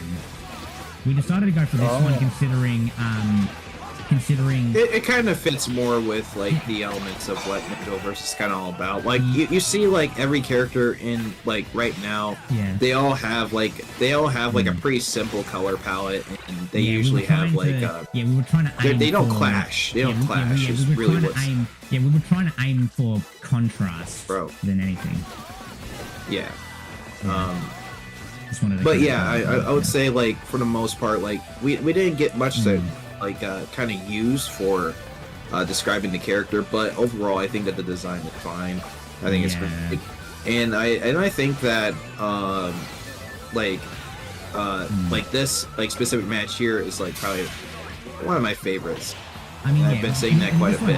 I do like this one. I mean, this one does have like a lot more energy into it compared to the other episodes, but like when it just came to depicting the character, it was like near impossible for us to even like try and think of something definitive.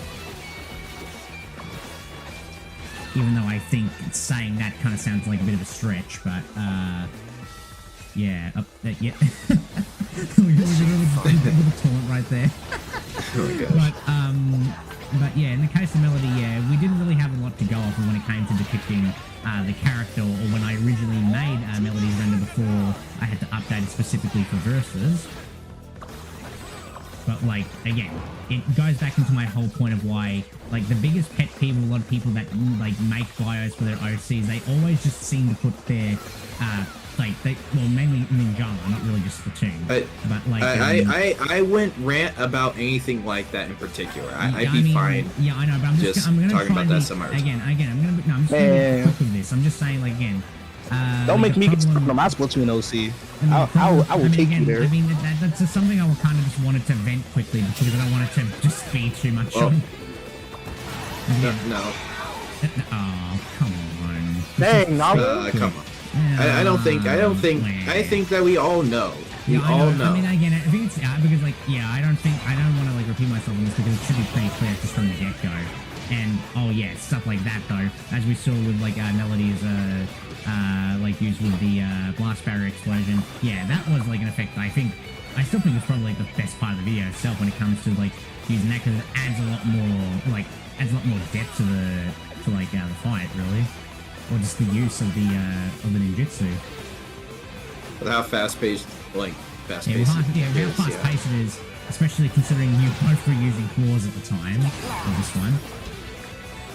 Yeah, like the use of color grading alongside the cut-ins definitely does help make it does help the gameplay look somewhat less plain.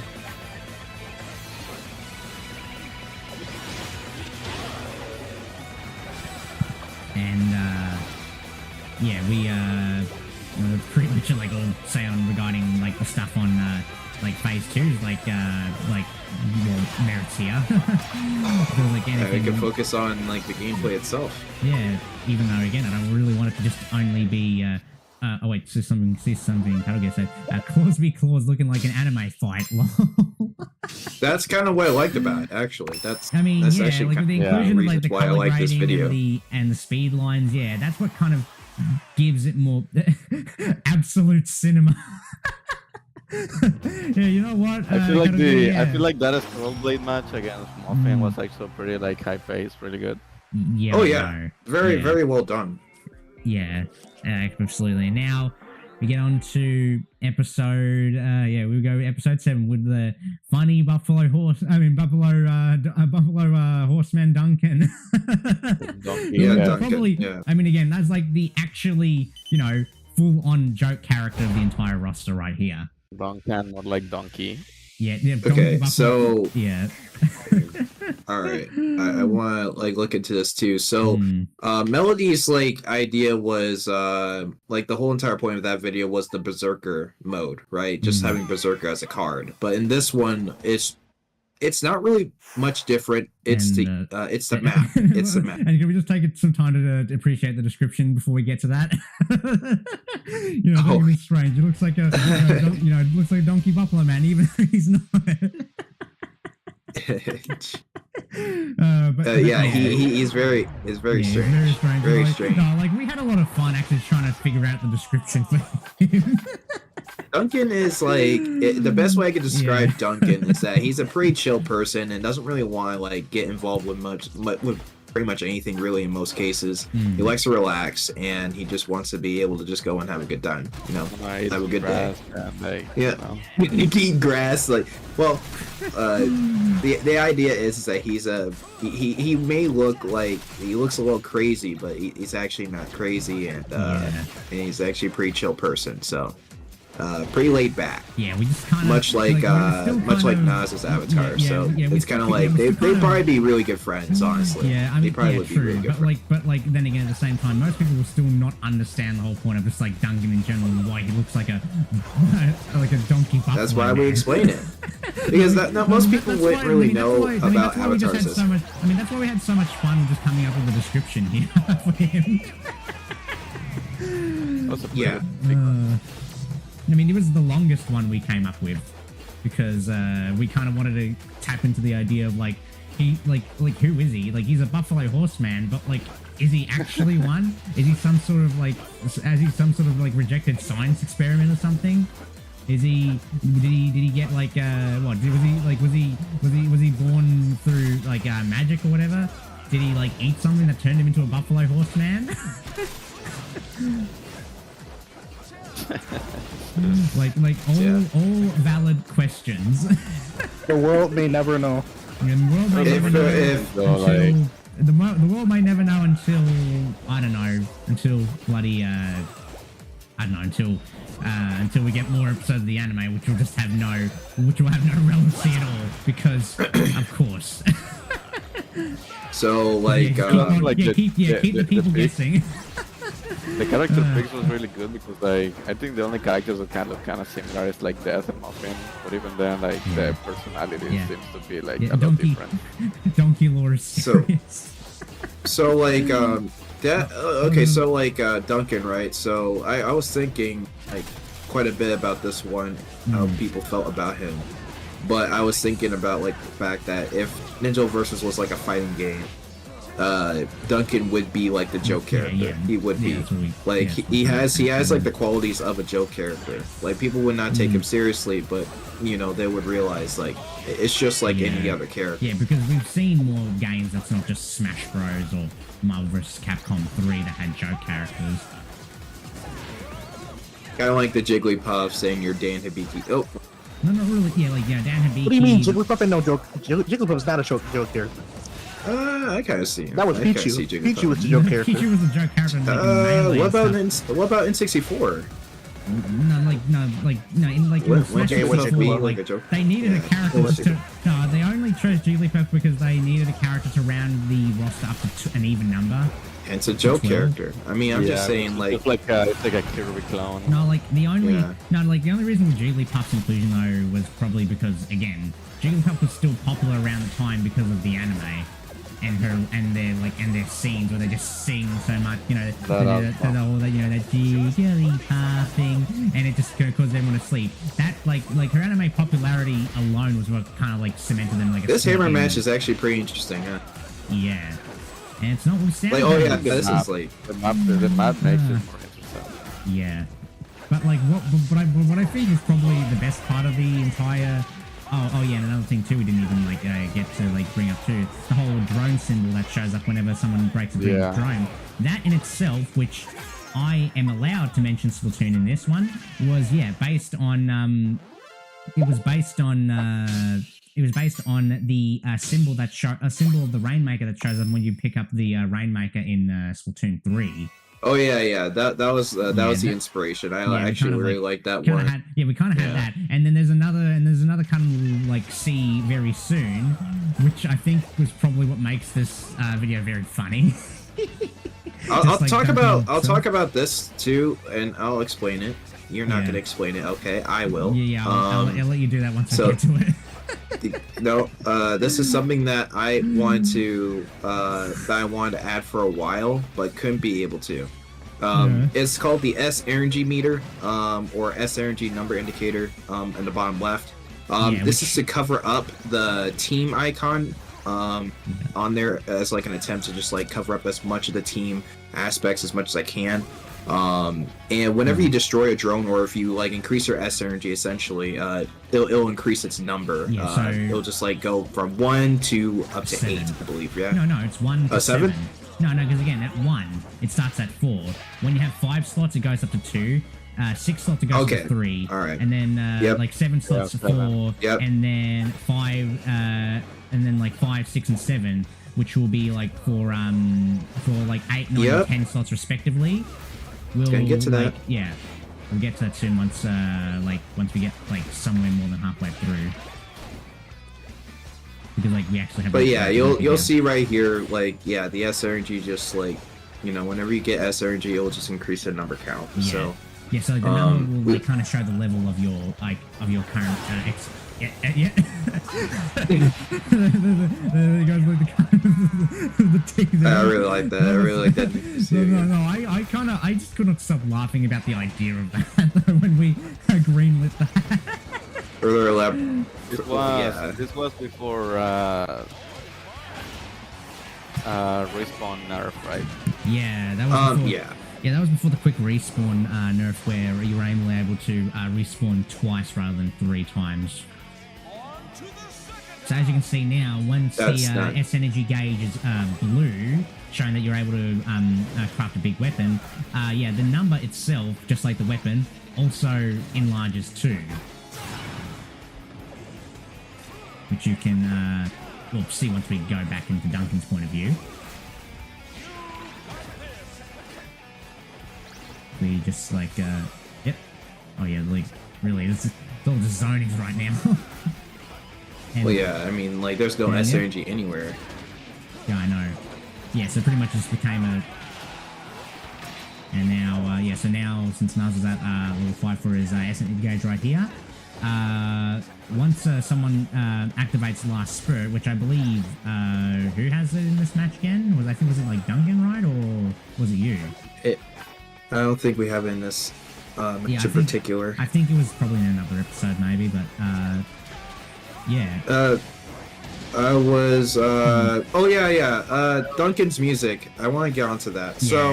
Duncan's music is based around more of a country, Crash Bandicoot style type of music, Radical Train, all that kind of, right? Like, it's something where you know, like if you look at him, like, he just seems like that kind of guy that would probably be in that type of like country rock type deal, like kind of goofy type of music, but you know. But definitely Crash Bandicoot is a good inspiration for him. Yeah, like the hog ride theme from the first game, something similar to that. And I'm already starting to see Dapper Dude in the chat saying, like, when Ninjala versus fighting game coming, SMH, and make it a tag fighter, maybe I could be an assist. Oh, damn it. I mean, if Ninjala versus were to be a fighting game, it definitely wouldn't be a Smash game. I'll tell you that much. If it was like a Smash mod or something, that would be really bad. Even though we kind of already have one. So, we don't want to talk about that. Yep. No. That's top secret. You can't say anything about that one. I know. That's all, and that is all I'm gonna say. Anyway, last match. And also another thing too, on the UI you can also see how many wins someone has gotten. It's not that important, but you can see the green markers icons, on between the characters, and then you can be able to see how close they are to winning. Yeah, it's kind of pointless considering that like you're only going to get 3 episodes, but the reason why we have this was and I don't think I did mention this like in Kamari's video, but I should have. Usually in these videos, when we're doing Ninjala versus like with other people, it would normally be more than just 3 matches. It's not 3 matches. Like it's not best of 3. Yeah, people think that it is. It's we pick them out. Hold on. And we format it like it's a best of 3. Like let me explain this. Yeah, go on. So like we usually do about 7 matches, or at least like a best of 7 like or something along those lines. No, it was like 7 or 9, I believe. Hold on. It's usually like 7 or 9. All right. And after those matches are done, whoever won the most, they get to, basically, like the last match would definitely be like whoever the whole entire set was saying, stuff like that. So we usually try to pick the best ones that doesn't necessarily like make one just super overpowered, just like ones that are pretty close, right? Because the matches that are usually close are really good engagement. Yeah. I really like matches that are close than the ones that are just stomps because we get a lot of stomp. You know what I'm saying? Yeah. That's true, yeah. So we want to try to. Yeah, because it would just be boring that way. You don't want to have like just like a best of 3, and it's just only a best of 3, and just have it be 2 stomps. Like it's just bad. Yeah, because that's why in phase 3 we just gutted the entire win counter entirely.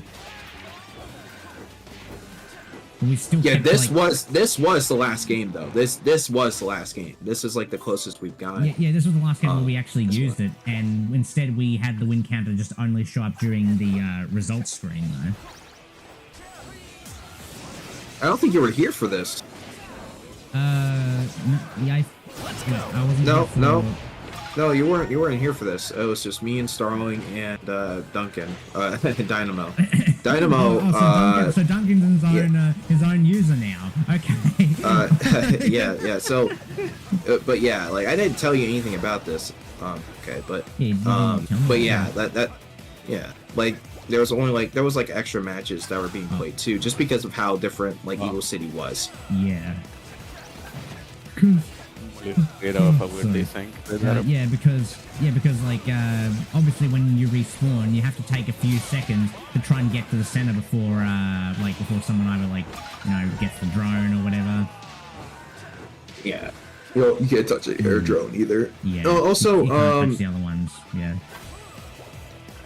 I think this was like the first time where Ochi was playing Soundhammer, but like Dynamo was also a Soundhammer player, so like having like a double Soundhammer match was also pretty exhilarating for me because like it was pretty fun, like having someone else that also knows how to play Soundhammer as well and kind of giving me a run for my money. So yeah, but like this was. Oh, yeah, we just saw live with the respawn ring right there. Let's go. And yeah, that dragon somehow matched. Oh, that's gonna be really close. Very close. Yeah. Look at that. Look at those points. Yep. Like it was a 9 that point. Is insane. Like before bonuses. Yeah, that was a 9-point difference. That's a 9-point difference. Like you can't like that is like the closest we've ever seen. Yeah. And. Yeah, that concludes Duncan right over there. We only have 3 more to go, and we are out of here. So, like, when looking at like these characters and stuff like that, the one thing I've noticed was like the color coordination. The color coordination was very apparent, and it was very important to pick the right character. Now Starling has been around Ninja Versus for a long time. For a long time, so it was a matter of time that Starling got his own versus video too. But, like this is where but this is like the episode where we basically gutted the entire weapon pool mechanic just for this one episode. It was just only Soundhammer and Sushiax. Yeah, only Soundhammer and Sushiax. Like the 2 weapons that makes each respective character. Well, that just makes them iconic, really. So like every character has a unique perspective, like a unique personality, and I like that about like Versus is that you could just see that everyone just seems so different. Yeah. And as for like this match itself, like the whole hammer idea, I mean, I guess it was just kind of like the thing just came up. It's a lot easier to just kind of go do that because we haven't done it before. It's only having one like weapon in the pool, no bans, and just seeing who will win with that one weapon. I think the only thing that we banned was just shinobi cards. That was it. Yeah, because like this, you could say was like the only like gimmick quote unquote episode of Phase 2 where like because again we already had phase 1 with its own gimmick episode being the deathmatch thing, and then with this the only gimmick here is the fact that there were no weapon pools. Rather we just stuck with Sushiax for like Starling and Drumbeat for you. I don't think Starling expected that. Yeah, I know. I mean those break attacks came out of nowhere, bruh. Like you don't expect them most of the time. Yeah. Especially how Soundhammer works. Yeah. I think you were like the only Soundhammer that was actually doing it consistently. scary looking at it. Like the safe option. Yeah, I know. Back when like during a season, yeah, this was still during around so this was still like around season 9 though, when Sushi X had that busted Ultra Special, that busted hammer for our Ultra Special. My God, did it wreck so much during that time? Like, it was definitely different. Because I still recall around season 10 when I actually keep coming across players that had Sushi X Sushi X with the Ultra Special. Yeah, the fact that you had no. No. Yeah, the inclusion of the voice lines does give a lot more personality to the fights, but yeah, it was around the time when when Sushi X was welcome to the Warriors Pit. Yeah, around the time Sushi X was still like so busted in season 9 and 10 that like when it comes to when it came to just like battle royale stuff, any Sushi X player I saw that had that ultra special, I just avoided them like the bloody plague.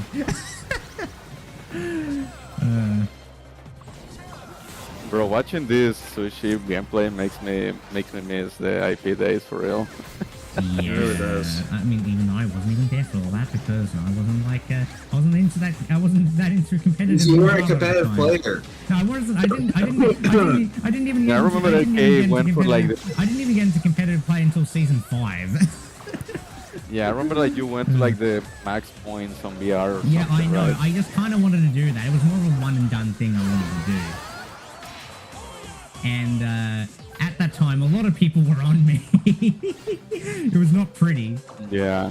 I mean, you came out of nowhere too. I was like, who's this guy and why is he like popping off? Yeah, I know. That's kind of surprising to see how, like, it wasn't really the sub-weekly renders that really popped me off within Ninjala. It was namely just my dedication in, wanting to try and see if I can just reach the top of the ladder just once. That was just only something I wanted to do because I knew how like detrimental it was to my health and stuff, and all the stuff I had to all the stuff I wanted to do that were a lot more important to me in my life. So, when it comes to this match here, like I don't think I ever told anyone about like what music selection I was trying to go for, but the idea is I think someone referenced this before. It was kind of like a Sonic and Blaze dynamic where they're kind of like rivals in some sense. Sonic Rush. So, kind of like that type of deal, I suppose. It was kind of like the music here is kind of based around. I think Starring mentioned a lot about it's kind of like an Asian culture type of thing. I think that's like what we're trying to aim for. Yeah, Japanese one, yeah. Because what was it? Twice was based around being an Oedo, right? Yeah, which is kind of like it's kind of like a NINJALA version of Japan. Version right? of Japan, yeah. Yeah, every single country in Ninjala like one of the factions, has their own like unique names, yeah. So like the music selection here is kind of based around that, kind of based around like that, like kind of like the Japanese like music that you would hear. It's really good, and I like the music selection because there's this game called I don't know what it's called actually. What the hell? It's a Naruto game. It's a Naruto game called Naruto Clash. I think it's a Naruto Clash game that had this soundtrack. I'm just Clash of Ninja. Clash of Ninja. Clash of Ninja, maybe. No, wait. I think there is a wait. Let me just search that up real quick, even though I won't be able to see the chat. Like Naruto Clash. The Clash of Ninja Revolution. Yeah, it's Clash of Ninja. That was like released on the released on the Wii sometime around like what was it? Like it was released in 2000. Like it was released in like I can't even get the year. Funny enough, you want to know something really? You want to know something really cool about that game? Yeah. The competitive scene for that game is still going. Wow, really? Yep. Why before Brawl was a thing? Despite the fact it just completely ruined the competitive scene because Meta Knight. I don't have to say anything on that. People really loved the competitive scene in that game. I mean, for a Wii game, that's actually saying a lot. Yep. So, but yeah, like, so kind of like Twice, kind of like is being portrayed in this like series as like a rival deal. So, I think it kind of works. Yeah. You know, like so like if this were to be like, you know, if we had like a structure of a video game, what would this be? Well, it should probably be like a halfway point. Or it'll be like a halfway point for each character, most likely. If they had like their rival matches and stuff like that, it should probably be like the fifth fighter that you had to fight against in arcade mode or something. Yeah, I haven't watched any gameplay of it like on YouTube at all because I didn't really notice like game with it at all. I wasn't really that into licensed games when I had back in the Wii days. Yeah. That's just how it be. Yeah. I'm not a Naruto guy, so I don't know about that. I haven't played. I maybe played one of the games like from PS2, but that's it. Yeah, I think. Yeah, I played a bunch of Naruto fighting games. No, the one game that comes to mind when you think of Naruto is the Storm games. I mean, yeah, because that's like the biggest. That's like their biggest one. I mean, Storm is the biggest. Is Naruto's like biggest draw when it comes to like the fighting game genre for the series. Yeah. Because like matches were pretty crazy. Yeah, mainly through Naruto Storm 4 as well as Storm Connections, which I know you can still get for Switch, even though like it is kind of competing with games like Demon Slayer Hinokami Chronicles 2, which will be coming soon sometime around later this year. Yeah. Hurry up. Yeah, hurry up. Dude, the hurry up is so freaking like it fits pretty well. It fits very well. Yeah. Dude, Starling did not care. That hurry up actually pushed Starling. From what I remember, it was like. Yeah, I know. But like, imagine how like fun it'd be if we just bought the fucking the monkey ball like hurry up sound effect onto. It'd be funny, but like it would kind of take away from there the was whole... too many breaks in that one. There was too many breaks. It was. Yeah. That was the most breaks I've seen a hammer throw. Yeah. Like ever. And that was actually a good chance for us to like show off like the UI additions to the score tracker in for phase 2 and then later on phase 3, even though we'd get rid of the win counter. So oh man, it's such. There's so many things to keep track of, but like going into each episode, because like the video editing, it gets like a little bigger, but at the same time it gets like really fun at the same time. Yeah, it gets a lot more exciting because it adds a lot more personality and life to Ninjala's battles itself, which worked well for the time, but now it's just a been there, done that type of experience. I wouldn't say that. I would say like if I would say that if Ninja Versus did come back or something like that, if there was like 4 more characters that were gonna get added, then like I don't think that it would be like a been there, done that type of deal. I think we would still find ways to make it like more engaging. No, I meant just for Ninjala in general, not just the series.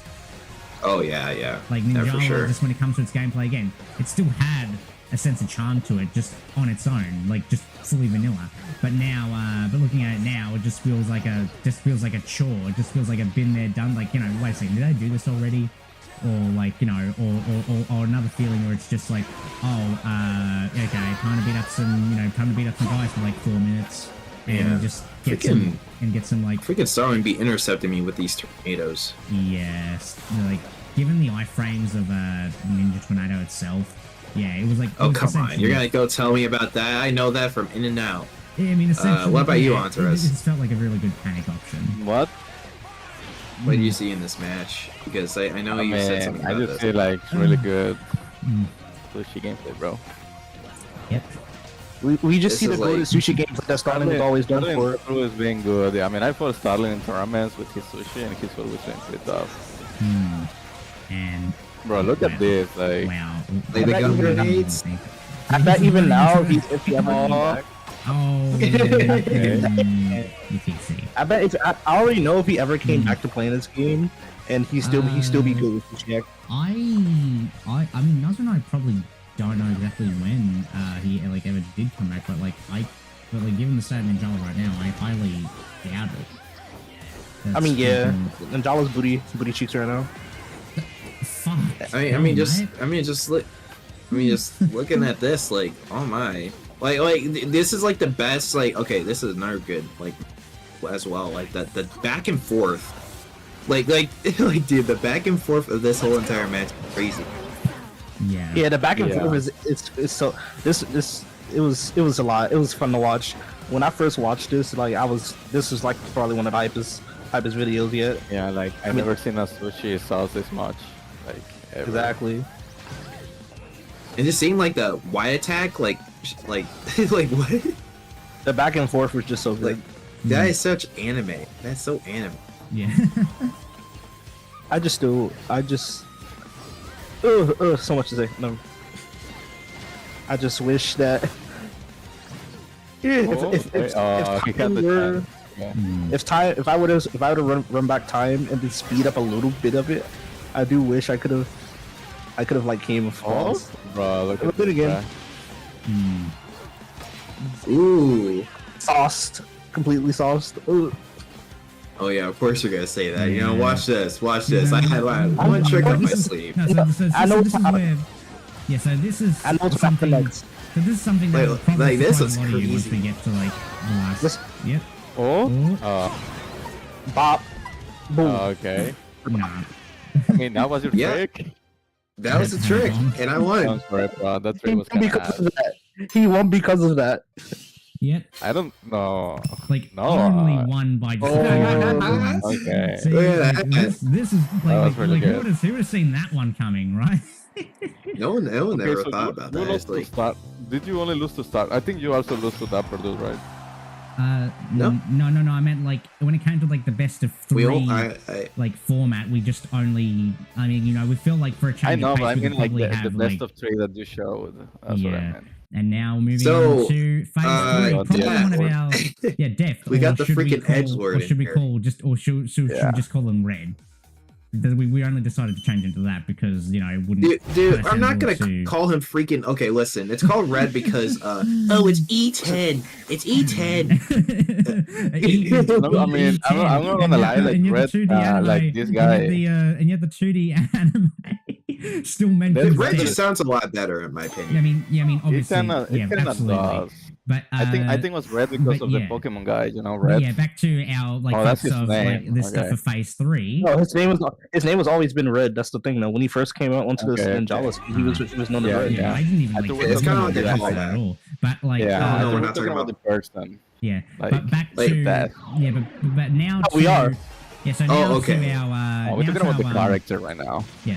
I was talking. Okay, so this is when things get crazy. Like you can explain this, okay? Yeah, things get crazy. That would match intro, right? Yeah, outside the match intro, it's still the same. But like, the match intro itself, that was something that was one of the many new additions we included to phase 3, mainly for mainly to give. And another thing too that you also saw here is that the finishing combo counter has now been replaced heavily by a hit counter, which which I know if you've played any fighting game in your life, you'll know that's like common knowledge thing.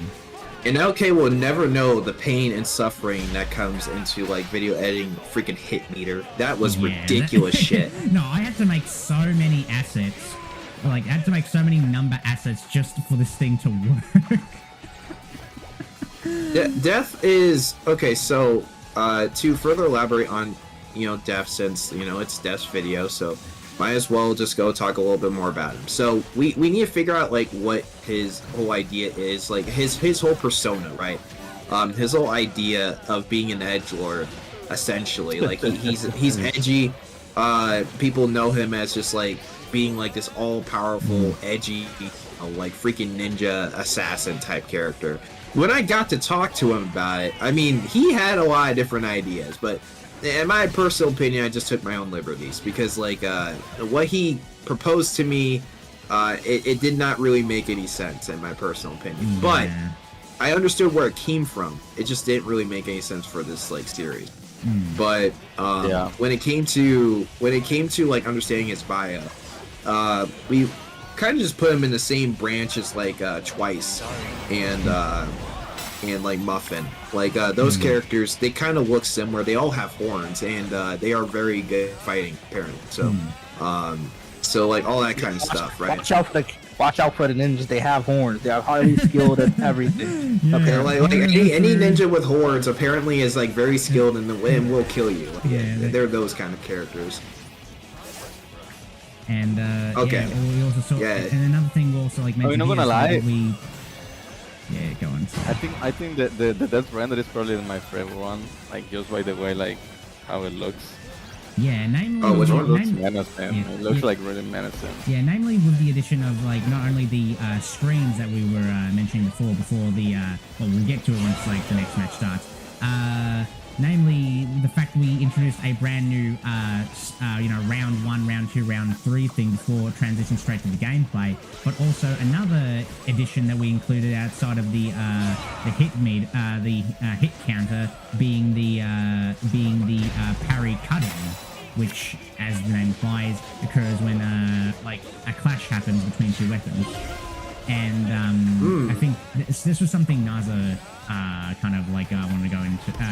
That's something he actually wanted to add for talk about this episode there. Yeah, because like you were the one who actually did come up with this idea. I came up with most of these. I feel like that like what we needed to do was to like stand out for the last episodes and what for the last 2 episodes, which originally wasn't going to be 2 episodes. We were going to have more. We were gonna explain that at the end. Yeah. But yeah.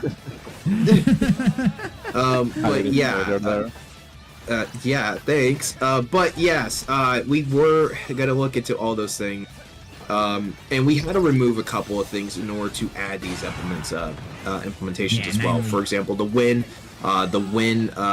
icons on the UI, we removed those. Yeah, they've now been relegated to the results screen, so... Yeah.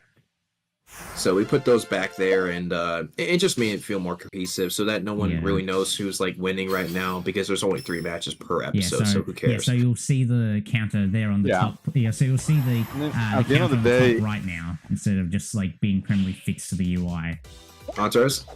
Yeah, at the end of the day, this wasn't meant to like get a winner, you know, like. Yeah, like it was not anything crazy, and that was it. Yeah, it didn't matter if you win or lose. Like. Yeah, and we kind of glossed over this as well because like we're still kind of talking over each other.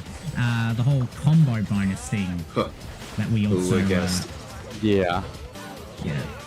That like maybe like some people are still kind of. I mean, some people are still kind of a little. I know some people that I actually showed some of these episodes to. Still a little like foggy about the whole idea of combo bonusing. They don't even know like what it was actually like meant for, which I know Naz can actually have a say on this one because if I do, well, I mean, I can explain it. I mean, I'll let you do it. Like we have all the time in the world. We only got like this in the last episode to go through. Alright, so the idea of the combo bonus was to kind of give an incentive for, or give a reason for the hit meter to exist. Because they all have grades, or like a grading system similar to that of like a Sonic game, or like a Kratos God of War game, or something along those lines. No, we took a little more inspiration from Marvel vs. Capcom when it came to like describing the rankings of all these combos. I mean, well, yeah, when you're making them. I was talking about like when I was like envisioning. Yeah. It's kind of like those type of elements where, you know, like Devil May Cry type of those, you know, those type. Which is another reason why I picked these songs as well for Death, which is Devil May Cry based, which kind of fits pretty well with the hit combo meter. But yeah, like I do think that the combo bonus was just kind of there to kind of give like a reason for the hit meter to exist. Nothing else really. But it also did have another thing too, where it kind of did give more of like a cushion for anyone who lost, right? In that match, it could potentially be like a way to be like, okay, well, he did do other things too. That's what I was thinking. Like, that's what I was thinking when we reviewed this episode. Like before we set the premiere for it.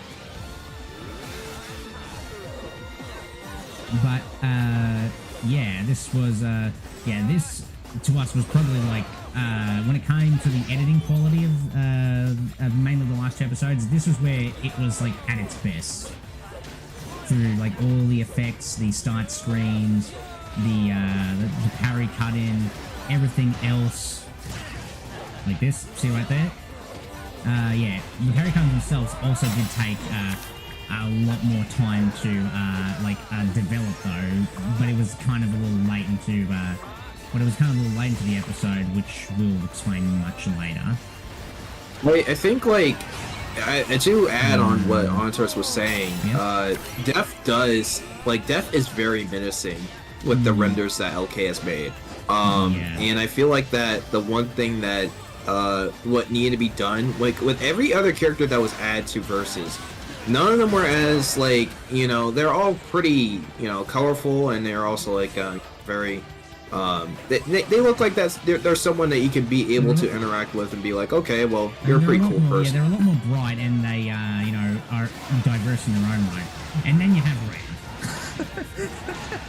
Yeah, but Death is kind of like just fucking Satan. Like he'll just straight up kill you. I feel like he's kind of like you know, like final boss material type deal. Like he's kind of like he kind of has that vibe where he's just like, you know, if you are like say anti-hero, you know, he kind of does have that vibe. But I do remember like Dev saying he is kind of like a Alucard type of character, where he's kind of more I don't know how to best describe him. I think he's supposed to be, I think he does have like an ego of some kind. It does seem like it. I think it would actually be pretty fitting though, but he does back up his strengths. That's like, I think that's like the one as an ego, but he backs up his strengths either way, which kind of makes him a very complex character in some way. So like, you know, despite, you know, all of them being kids, obviously, they're gonna have like some type of ego going into it. And I think like the whole idea of Def being part of like some sort of under government based like training program would kind of give more of that, like, because he has expectations to uphold. Yeah, even though that is kind of a typical type of storyline we see for these type of characters, it works in the case of him though.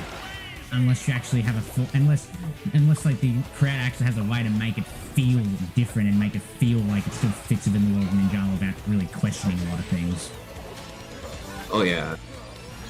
Oh yeah. Seriously, the music selection here is pretty good though. It's based around like harpsichord, more like, you know, like a piano type deal. Yeah. Kind of like, you know, what's something that you would see in like these vampire Castlevania, you know, stuff music. That's the way to describe it. I know, despite the fact that he's mainly just a demon, not really a vampire.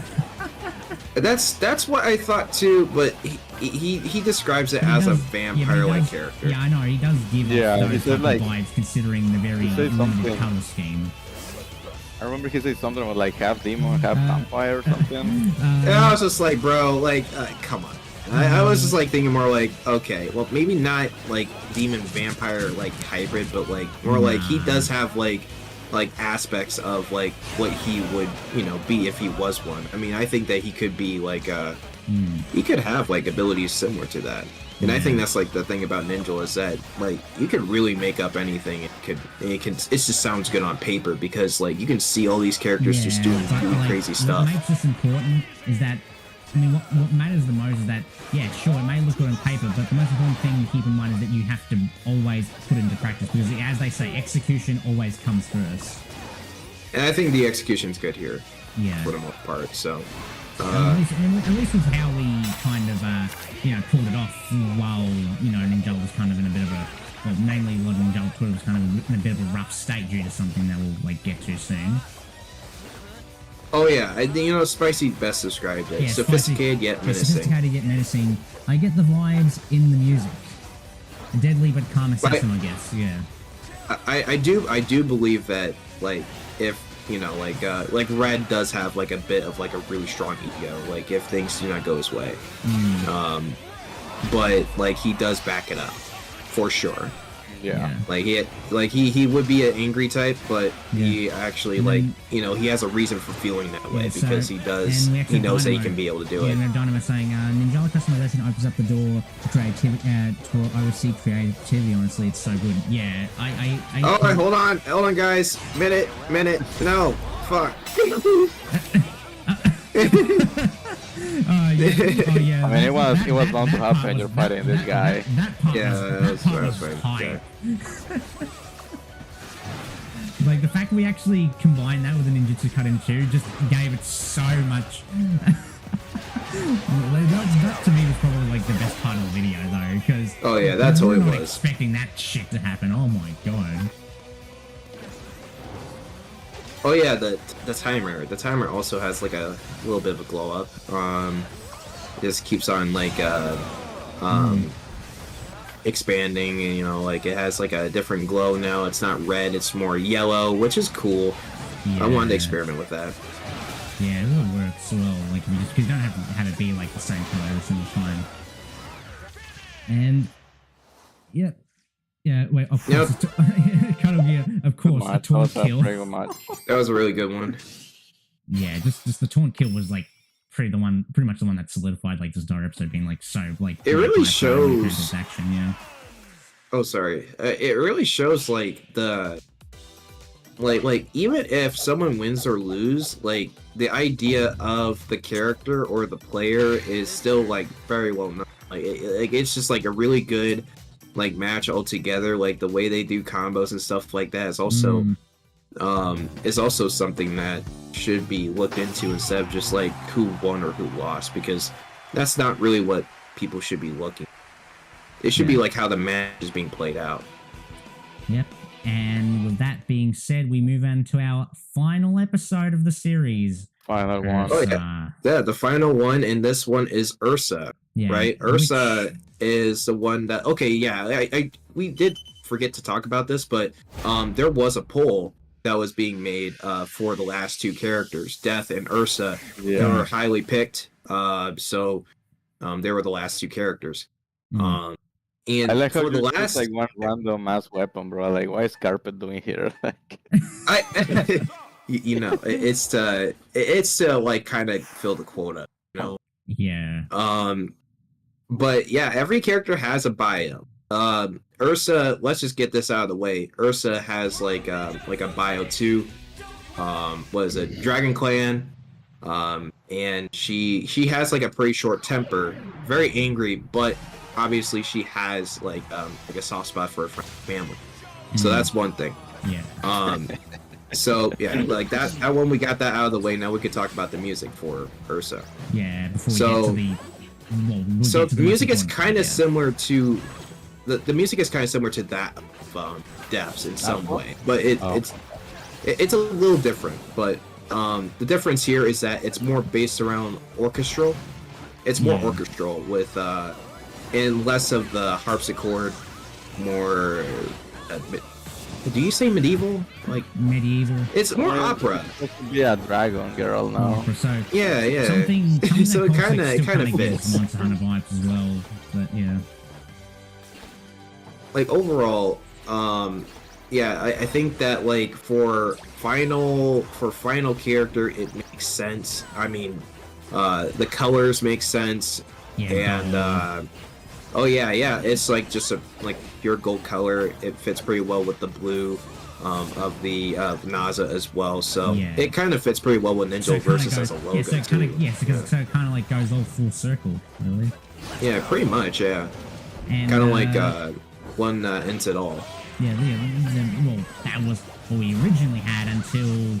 Well, now we can actually have the chance to say it until something happened that kind of shook a lot of Ninjala, most of the Ninjala community to pieces around. It was around August, I believe, when Rocket Boy, who is the one responsible for the models that were made for these that was made specifically for these renders, announced on his Twitter that due to a due to a DMCA takedown notice that he was given from Steam regarding the Ninjala mods that he had made for Gmod.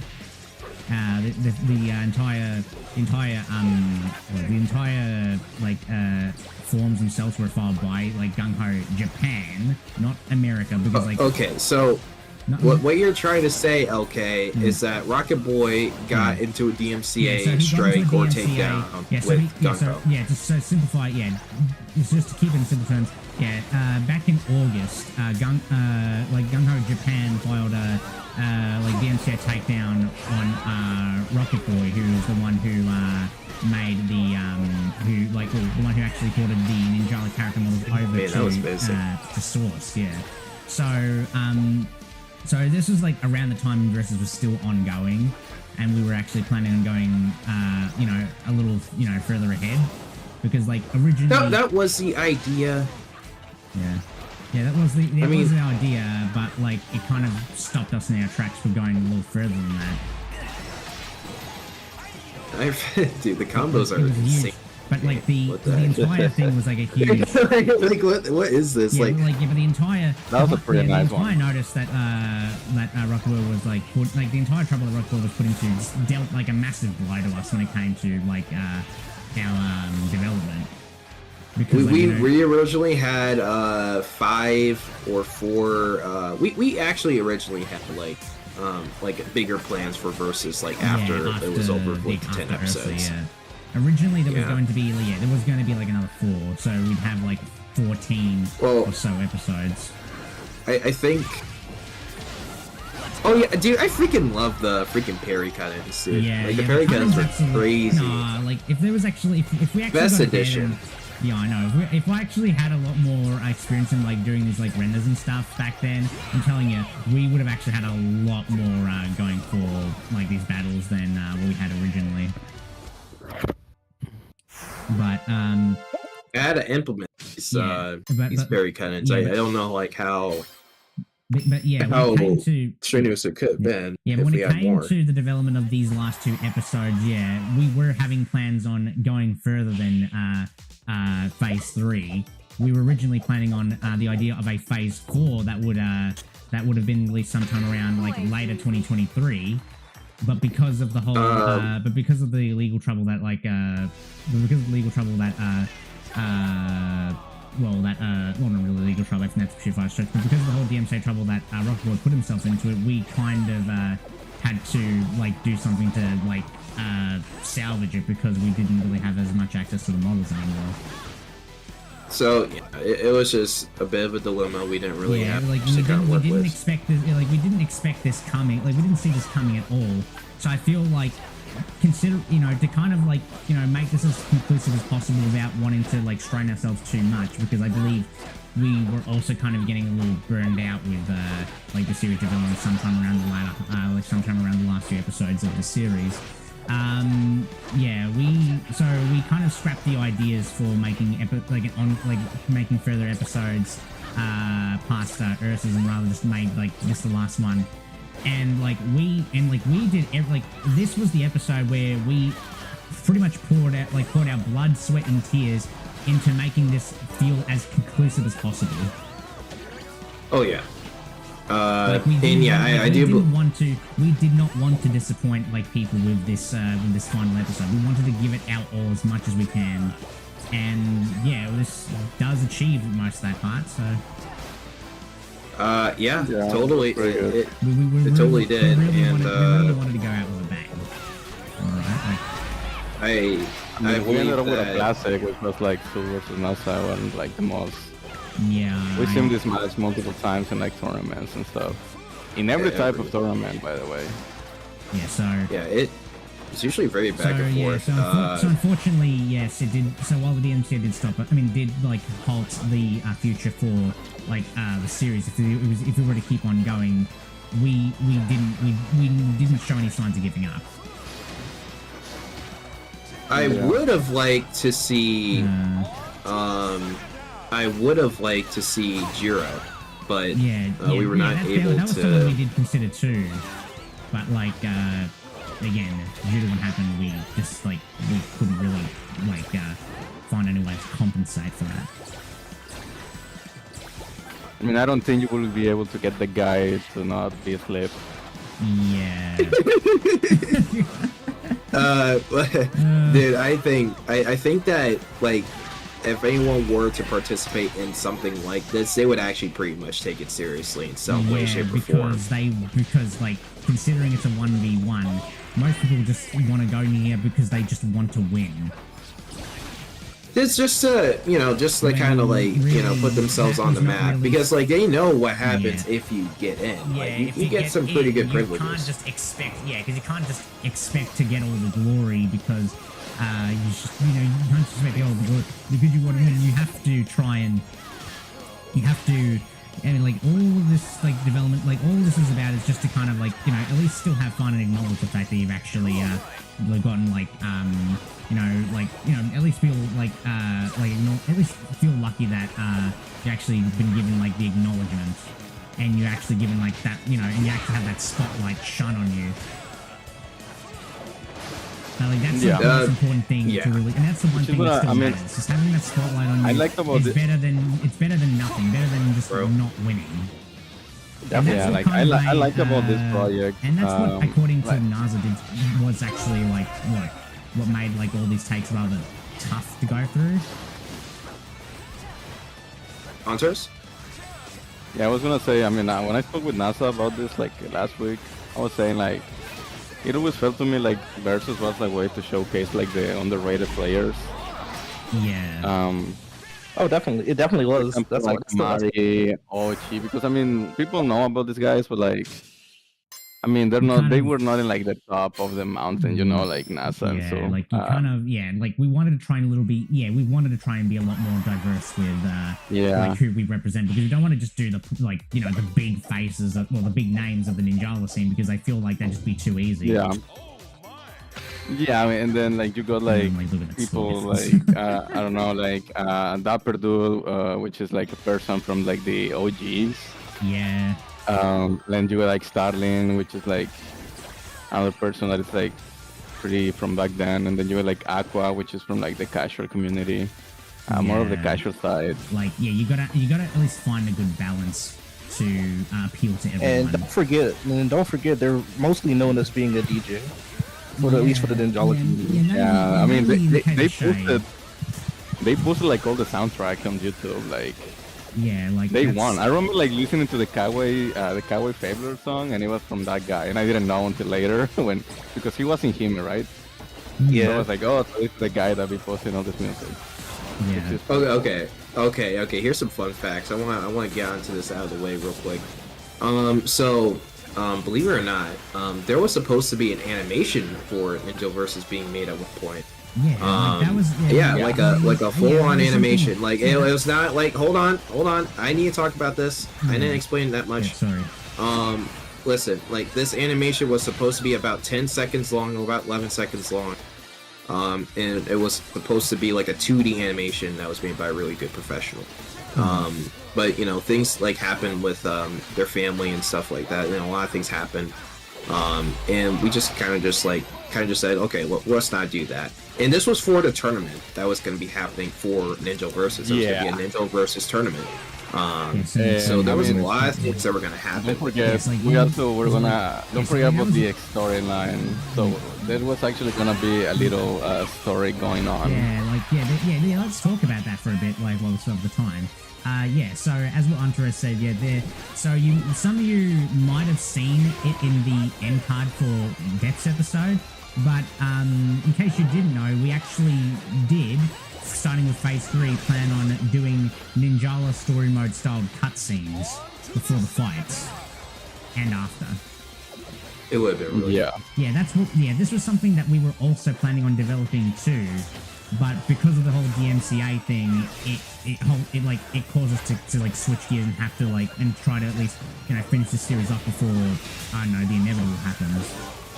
So I want to let's bring something back over to this video in particular, but this was like probably like one of the best matches we've ever had. in Versus, like alongside with Starlings and Melodies and Duncans. Like I've seen like a lot of these really close matches and stuff like that. But as final matches, you don't really typically see like something as close as this. Where it's like you do not know what's going to happen. Like who's gonna win, stuff like that. Like usually these type of things like you don't really see like right away. Or I mean like you don't really see like really like was it like close to the end. You see it like kind of like early in the match, but right now like you don't know who's gonna win. Right? You see like the points are pretty high. You don't know what's gonna happen. Like what's going to happen. And these are like the oh my god. Like oh yeah, another reason why music is so important to describe like the match and what's going on. Like holy shit. And especially for the last 30 seconds too. Because that is where things get real tense. It gets very tense, especially with the hurry up and stuff like that. Like, this is your last video, dude. Like, you mean ours? Really? But like, finale. You'll see when it gets down to the last 5 seconds. Like right here. Yeah, it just fades to white. Yeah, that was really good. Yeah, something that that was a great expecting it. I mean, it was a detail I wasn't really expecting to see, but like for the final episode. That's because I never told you. Yeah. No. When I reviewed the video, yeah, that was a detail we never expected to. I never expected like see it all when we were reviewing it, and I'm like, damn, for like a final episode, I mean, makes perfect sense, really. But take creative liberties, bro. I mean, yeah, that's what happens when you actually have all this stuff on your hands. You have like all these assets. It's kind of the point of this crash. I was gonna say, can you? I mean, do you want to show like the assets you had for the story? No, that can probably be something you could say for Twitter soon. But yeah, that's it for the entire series. Yep. That was really good. Yeah, I know. Feels so weird coming back to this after 3 years. Right. I mean, like just the quality of like the renders, like you can see it's like day and night, and then like I know, but like I mean, again, when you look at the original renders I did for the series compared to the V2 ones I made, yeah, you can tell how far we kind of come here. How far you guys have come to making such really cool content. Yeah, I know. And working together as a team to be able to bring something as efficient as this. I know, because like this did leave, because again, even though we could have gone a lot bigger for like the future of this series, it's undeniable it has left such a massive mark within Ninjala's history.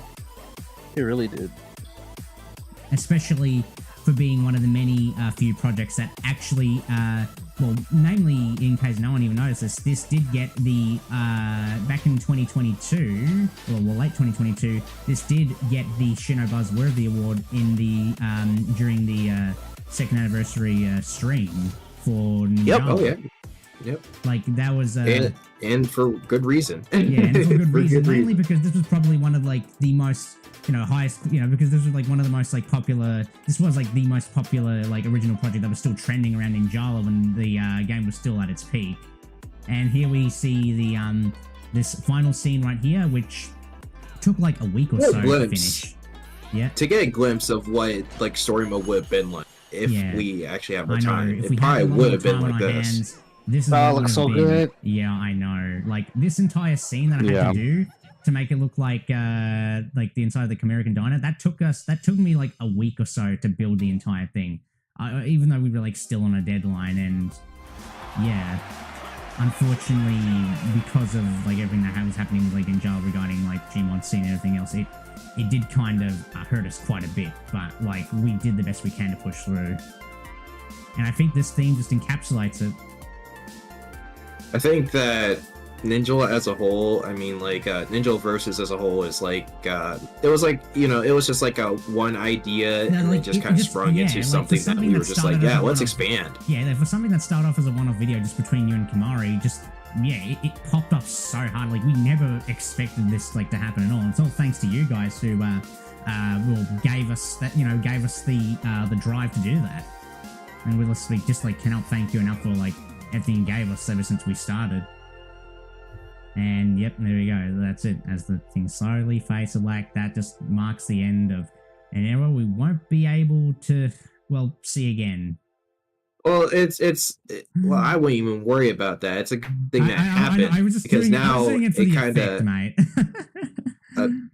Just to pave the way, to pave the way future, for what could really be next for this franchise, or future projects to come. Really, I mean, like future projects should really look up to this because it doesn't have to like be perfect. Obviously, like it started off with just like little to nothing. Yeah, little to nothing until then. But like the more people you have on, the more you'll just like begin to just like have this. The more you'll have it like evolve in a way, and that's what we basically did during like the two or so years we've spent on this series.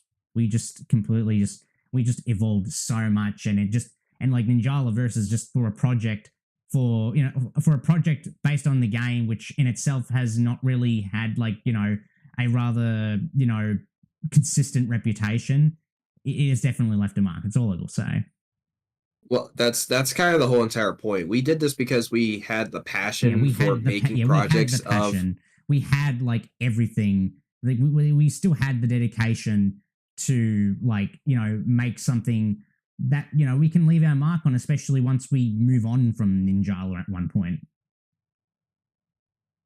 That we had the passion for the game itself. Yeah, how people really want. Yeah. We kind of wanted to show people that like, even in the worst of times for this game, that doesn't mean there's not going to be people that would still want to be giving this franchise a beating heart.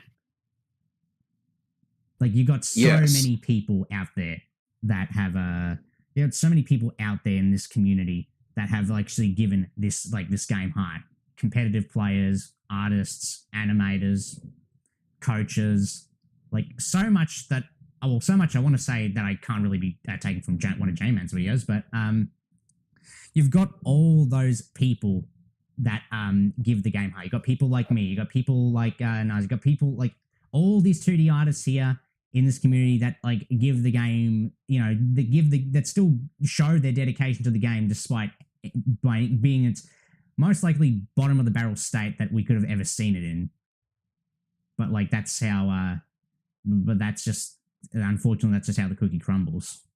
Just from a objective standpoint.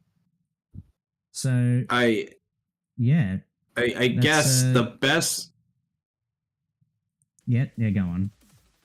Okay, so I just want to like just say this. I mean, obviously, when it came to how this project was and stuff like that, I mean, yeah, there were talks about like trying to expand it further and stuff like that, but in all seriousness, I was only just going to do 10 episodes, like because of course we didn't know how big the future was really going to be, and also it would leave less of an impact if it just kept on. Yeah, I know. If we just that's kind of another thing too that we kind of had in the back of our minds. Outside, if you take away the whole DMCA thing. Or even if this DMCA thing never happened, then we didn't really want to keep on going because of how much of a tax it'd be to not really both of us, but everyone else involved. It'll just have less support. That's kind of like the main reason we wanted to have like the support that we needed so that more people are aware of it. Yeah, and it at least makes us lucky to have actually done this while Ninjala still actually had some investment with a lot of people. But like now we're like almost 20 seasons in. And investment is just reached an all-time low. That's something I could probably say for another stream if I ever have the chance to do one. But yeah, that seems to be that's basically it for the entire series. We can't believe like it's now been like 3 years, and like what do we all think of it now? Well, I mean for the most part, I think that Ninja Versus kind of stands on its own as a project in of itself. And I think that people still enjoy it. Yeah, I know. I'm glad to see that some are still enjoying it despite Ninjala being in its lowest state. But it just goes to show that once you actually make something good, it will always like, again, if when it comes to making something good in general, doesn't matter if it's like based on a game or whatnot, you need to put this into perspective of whether certain aspects of like a project or anything else you produce can stand the test of time. And I do believe Ninjala Versus still fits within that category. Ninjala Versus has been like, again, despite the fact we could have actually done something like this much earlier, but like at the same time we didn't even meet each other at that time. Despite the fact this could have been something, I mean, again, if this was like, I think it was something, actually no, it was something that Def actually put in the chat. I want to feel that hype when Ninjala was first announced in 2020. Yeah, that is true. Like a lot of people in the chat are basically saying, you know, if this was actually made any earlier, this would have gotten a lot more reach. But like at the same time, I'm pretty sure it would have. But you know, I know, but like ideas take time. No, I know it does take a lot of time because you can't really just try and because again, you don't want to be just getting shit out there for the sake of pleasing the algorithm. Anything we do takes time. And I feel like we have actually just produced something that just may not be like top, that probably won't be top by anything else for quite a long time in the case of Ninjala. I want to hear from Ochi and Antares, like what you think of the series, going from this. We'll let them talk. Yeah. So, any thoughts, guys? It was really good. It was probably like, I mean, aside of the tournament setting, this was probably like the best thing ever done for the game. Yeah, like we had to do something to actually like change things up and not really just fall under the same formula that Ninjala is really was really known for doing, because despite the fact it's mainly just on fighting, like we wanted to go beyond that. And as for Ochi, do you have anything to say? Ochi? Ochi's been kind of quiet for a bit. I'm here. I was eating. Sorry. No, it's okay. It's okay. That happens. It's normal. So what do you think? I've done it before. Well, I think about the whole thing. I just think that this is probably one of the best things that came out of Ninjala. Like I'm happy to be a part of it, and I'm happy yeah, I know. Really, like I know we all are. I mean, we could all be saying the same things to like everyone right now. Like we're just saying so lucky. Opinion. Yeah, we're just kind of like so lucky to. We're just like so lucky to have actually just like been invested in Ninjala in order to make this happen. Exactly. Like, and not only that, like it really did. Like at one point, it did really kind of bring a good chunk of the community together just to see like the efforts that you two have put in, and it showed out really well. Yeah, because like when you actually have the right, because like anything can become good as long as you have three things like passion, good creative minds, and of course like good and of course like a lot of good ideas to make it stand out. That's what makes a product like stand out on its own. You need those three aspects in order to make and observation good. Skills too, and good observation. Yeah, but like it's all. But when it comes to collaborative one though, it's all about teamwork, really. Even though that sounds like the most cliched thing that teamwork makes the dream work. Yep, absolutely. The dream makes the dream work, yeah. And yeah, I mean, well, the dream, make the dream work, yeah. But in this case, in Ninjala, really, we need more fucking teamwork and to really just see whether this game will even survive another few years. But well, I'll say this: it's not the type of game to die outright. I mean, like it would have to like it's not like a. I'll say this. It's a type of game that I know is just going to keep on sticking around and probably just going to be updated for like nonstop, whatever it may be. That is something I know for a fact the game is still going to keep on doing. But again, that's not really going to stop I know, but that's not really going to like really stop our dedication for it unless something actually bad happens. But, yeah, I guess that's basically it, really. Nope, it's not it. We're gonna go talk about like a couple of things that we were supposed to like go and talk about. I just wanna say something, right? Like go on. If you actually ever get like a Ninjala 2, I'll make it like with anything in my reach to make sure we at least get like one ENL back. Yeah. At least one. Yeah, ENL definitely died down. Yeah. Okay. I can say this though: if Ninjala 2 does happen, I will do everything in my power to get it. Oh yeah. Yeah. I mean, I wouldn't mind helping you guys out if you guys are looking. Yeah, I mean, I don't know if 10 still has like the assets for the streams, but like, I mean, those will go like pretty good. Maybe, yeah, I don't know. Like, we will have to see about it, but like, at least one tournament, I will try to make it possible. I mean, I have like something working on. Like, I mean, me and Naza have been working on something. Which I mean, I'm not in my house right now. I don't have my Switch, but like we're gonna be announcing probably something in the next month. So just keep an eye on that if you're interested. All right, sounds good. So just to kind of like kill the last few or so minutes, yeah, Naza, you can go ahead with like all the other things that we kind of forgot to talk about. We just couldn't really find the right time to like put them into like the actual watch party because yeah, there's no pausing, unfortunately. Well, we're not gonna like go and show content. No, I mean, like, okay, show them. Yeah, I'm most likely gonna have them put on Twitter if I can. Oh, okay. Well, I mean, yeah, you can put in. You can put it on Twitter, you know, like obviously, yeah. Yeah, so like, if you wanna, what I was gonna go and talk about was like the people who didn't make it in. Yeah. This was something that people have been talking about for a while. So yeah, let's kind of like do this for like on the rug. Because we're not gonna talk about certain people, but I feel like that the one character that was supposed to show up in episode 2, right? Yeah. I think it was Desert Coyote, right? Yeah, Desert Coyote. I know. Yeah, Desert Coyote. And I think around that time, we just had different plans and stuff like that. But of course, if it were to go on, if Versus were to go on, then you know you're gonna see Desert Coyote most likely, because like obviously it was kind of like a last minute decision on that part, and I think it was because of teams, like team diff or something like that. Like people were in teams at the time, so it was like a big deal about who was in because of like their team alliance or whatever. It was pretty stupid back then, but that's what happened.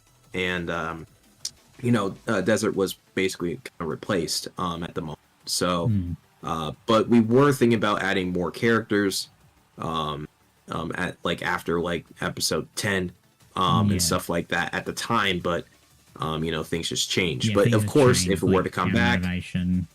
If they were to come back, you were gonna see like motivation, the whole DMCA thing. Yeah, it really did have an effect on what could really be for the future for this series. Yeah, and okay, just I mean, Dapper Dude is asking how, like, what was the process of picking the people? I mean, it was mostly like Naza. Naza would just go and pick like whoever he thought. Remember, like, it was mentioned back then. So he had like, it was mostly character-wise. It wasn't like a person specifically, right? So he was just going for like certain OCs that would fit, like different characteristics, like different type of characters, different type of like color schemes, all of that. Yep, the cat's out of the bag now, so might as well just like go and just like explain this a little further. So like characteristics were very important. Like every character has to be distinct. I did not want to have like characters that look exactly the same. If they did, then it would just kind of look a little underwhelming or undermining. And we already have Dynamo saying something here. I'll just read this for a second. Yeah, so colors played a big factor into it seems. At least that was what was stated at one point. I don't know if it's true anymore. There's a lot of factors. Like I mentioned before, characteristics and color. Like color was very important for each character, obviously, but even if they happen to have the same color, it was fine. But it didn't have as much of an effect as like having a character that the same hairstyle, for example. I mean, if someone had the same hairstyle, it was going to be a little. I know it may sound stupid, but you know, you only had like a small roster. If everyone had like the same hairstyle, it would kind of look weird. And it was also another thing too, where if characters had the same like outfits too, it would not really work. All things considered. Yeah, because like there was a point in time where you did consider having my own character be like represented in the series, but there were a few design constraints that came along with that. Namely Dapper Dude said right there too. Yeah, namely because I shared. Yeah, I remember Naza told me that deck had a design that felt like it easily fit into Ninjala or something like that. But it wasn't really just that. But it was also diversity was something we were also trying to factor in as well. when it comes to representing these characters, just physically, really. What? I mean, like, well, no, not physically. I mean, visually. Sorry, that's the right term. Sorry. Yeah. Okay. Yeah. I mean, like, yeah. Visually speaking, yeah. Like, characters, they just gotta look distinct. They gotta look like that. They're like separate characters, and like just look like main characters essentially. I mean, all of them look like main characters except for Duncan. Duncan's a little different. He's just like a very different boy. Yeah, I mean, he's still buff. He's still a buff. That's just how it be. That's how it be. He's just a donkey man. Yeah. But yeah, like every character has like a unique style to him. I think that's what makes him stand out. Aqua, I've always stated, will always be a very, very like, it just stands out more compared to anyone else. But like I didn't really mind it because like Aqua was like, like Shade was the person that kind of pioneered this whole 1v1 video aesthetic going on. So it was natural just playing him for that reason. So it was very important for that. Yeah. And I think like the other thing too, like Def mentioned, music is very important. Yeah. Music in NINJALA. Like again, if you're able to fuse music, I mean, not fuse. If you're able to pair music and visuals together, you actually have something that can, again, stand the test of time. Something that can actually be pleasing to both audiences that favor these aspects.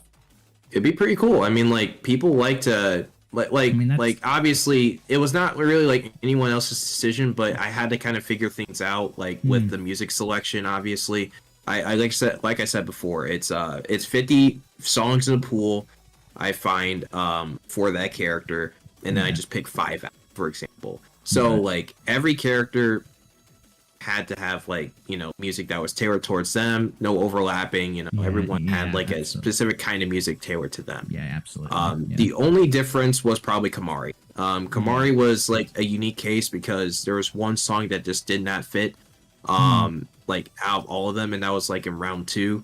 Round 2, that was actually Naza's song, so that one's a little different because like Naza doesn't really have like his own his own like really his own like video, own like video, let alone like an actual established theme. So technically, Kamari just had 2 songs that were kind of tailored towards him. So that kind of explains the like the difference in like and to why in the vibe of the song. Yeah, and to why the first episode was very experimental at that time. And also too, like you mentioned before, like the bios, like like people have like different characteristics and personalities. We tried our best to actually make them as distinctive as possible in order to like make something that just feels unique. Yeah, it was very difficult, and then the fact that there was going to be a story mode. I mean, we were planning on doing all that too, but like I think we just kind of like dreamed a little too, like we kind of like fought a little too hard, and that's what kind of like really put us at a halt, unfortunately. It wouldn't be a bad idea having like if we were to like just think a little differently. I knew there was like other projects in the pipeline, but if we were to think a little differently, maybe back then we probably would have just like kind of rehashed everything and just kind of like put cutscenes between each like video, but probably would have been something like that. If there was ever like a planned supercut for like the series, that's what we were going to really go for. But like if it was an anti-Naza, no, we can't. But unfortunately, can't have everything. That's just life. That's how life is. What was the other thing that we talked about? I mean, obviously the cutscenes were. So we were talking about the cutscenes. We already talked about the whole DMCA bullcrap. We already talked about like every aspect of Versus that actually make each episode unique. We already talked about how we chose the characters. Like, I honestly think... any other questions, maybe? I honestly think we could probably just put out, like, the last, I don't know, maybe 6 or so minutes with just a few questions from the chat before we end things off.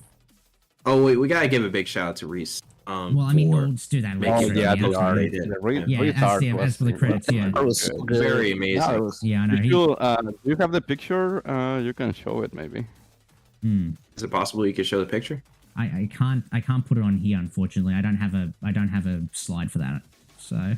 Oh, Okay. But like I know, but again, I rest assured I will probably be posting them on Twitter, so you can see like all like the stuff that we were planning for the series as well as all the art that we have. You know, just yeah. So it will be on Twitter and it'll also be on my DeviantArt in case you want to like go there and give me a follow there. Okay, you're kind of downplaying yourself a little bit. You did do those posters. Remember those vertical posters that we used to do? Vertical posters. Yeah, I know. That's what we made 5 of them. Yeah, I know. Yeah, there's also like okay. So and then let's remember what they were. Yeah, do that. I know, but okay. I want to go for the things that like we kind of didn't really show off at all. Not really the ones that we just have, but yeah, the 5. I know, but I think it's important to look into these. Yeah, we'll go. I mean, what was it? Yeah. What was it? So it was phase 1. That's like the one with like all the other characters in it. Yeah, I think that's the one where we got the Shinobuzzworthy. We got the Shinobuzzworthy award. Yeah, absolutely.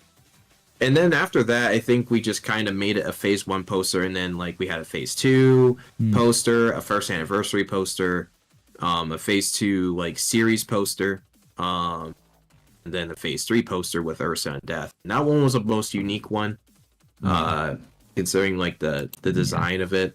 I wish you guys could see it. But like, and unfortunately, I don't think that one got enough love though. Yeah, I know. Unfortunately, again, I don't have a slide dedicated to like showing them off because. Oh no, that's totally fine. No, I know. I know. Because again, I wasn't really expecting we were gonna be doing that at all. But like, whoa, anti-Naza, have a deeper voice. Blame my lazy ass and my lack of production value. Shit. Okay, so I guess if there's any more questions about like Ninja Versus, I would ask them. I mean, again, we can just spend the last 5 or so minutes on them before we just head things off and get the hell out of here. Sure, sounds good. Let's see what these guys got. Yeah, I mean, in case like there's anything else kind of like want to say regarding, in case there's anything else other people want to like anyone else wants to say regarding like the series or anything that hasn't been shown off, then yeah. Oh yeah, Snug was also supposed to versus. Yeah, with Snug and all these other people too. Yeah, we had like when it came to like post phase 3, we did have like a lot of other people considered, but like again, we kind of went a little too far with all the thinking, and yeah, it got us to where we are now. Yeah, there was a lot of characters in that poll that were gonna be like they were gonna be in there. I know like Bonds was also up there too. Wait a second, I actually got a question from Cuddle Gear. Okay, which render was the hardest to make? Oh, good one. Okay, so like the original ones, not really the remade ones. Is that right, Cuddle Gear?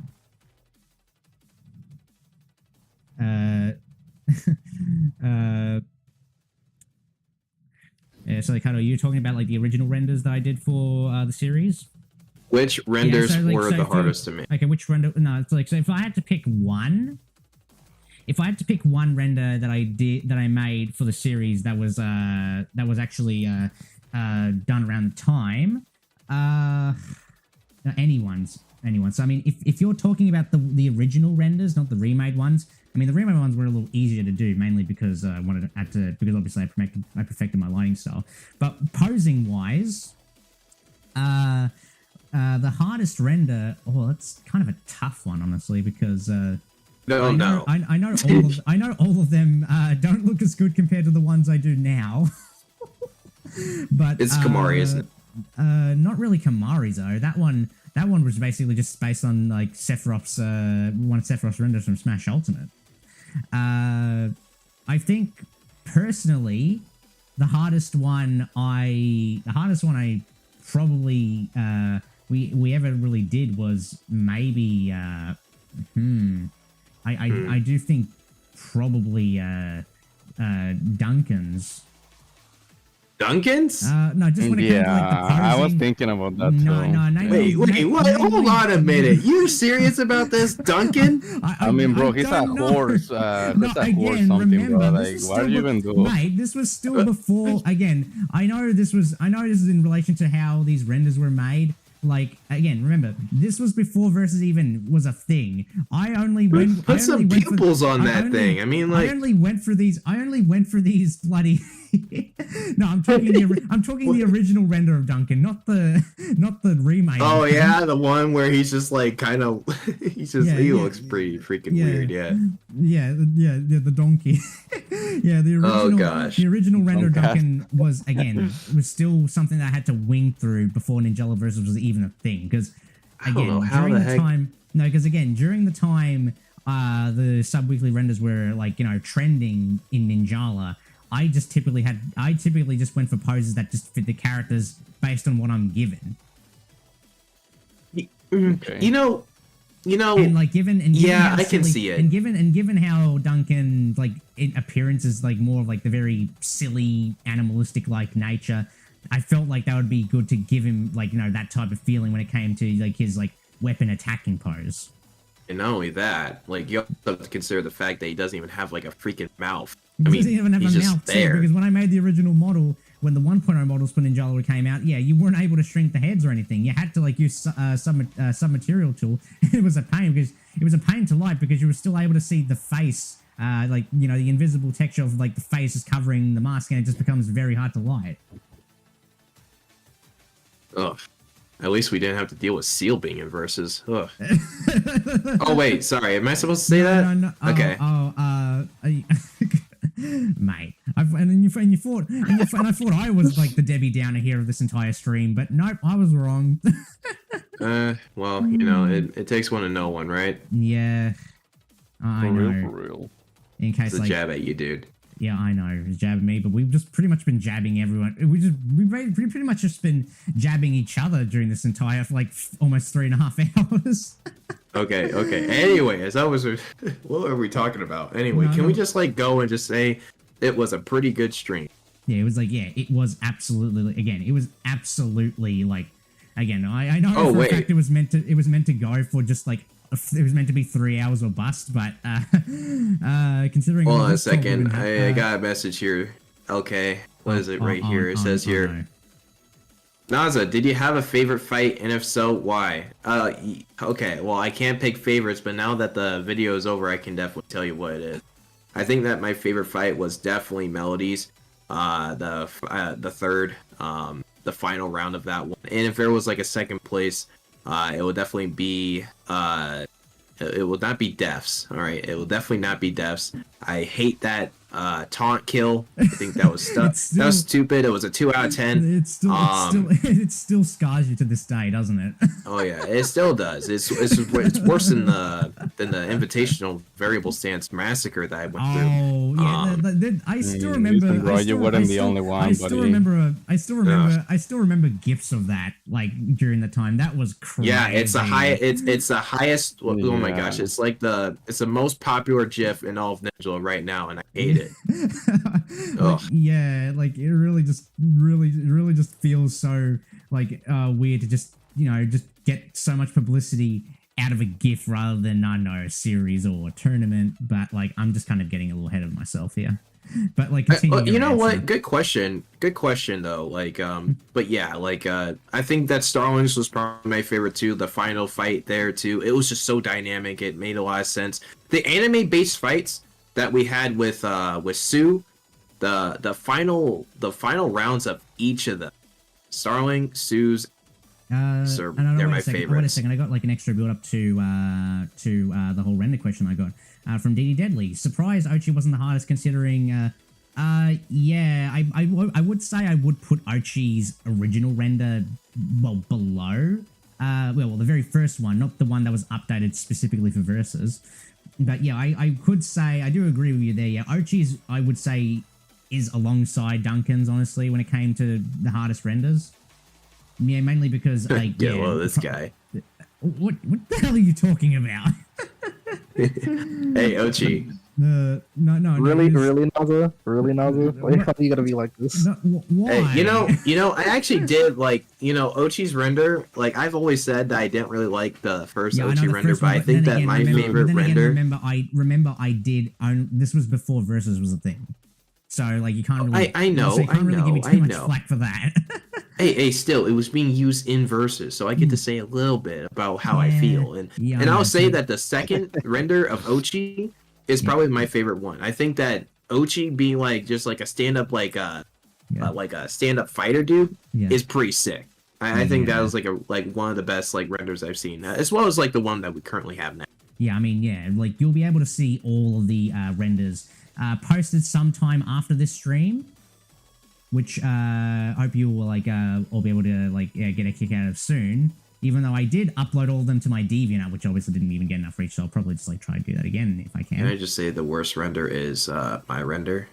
Back the original one. The original render was so freaking scary, dude. It was like he's looking at you like he just death stare, dude. I know the light. I know. Oh my god, he was like mad.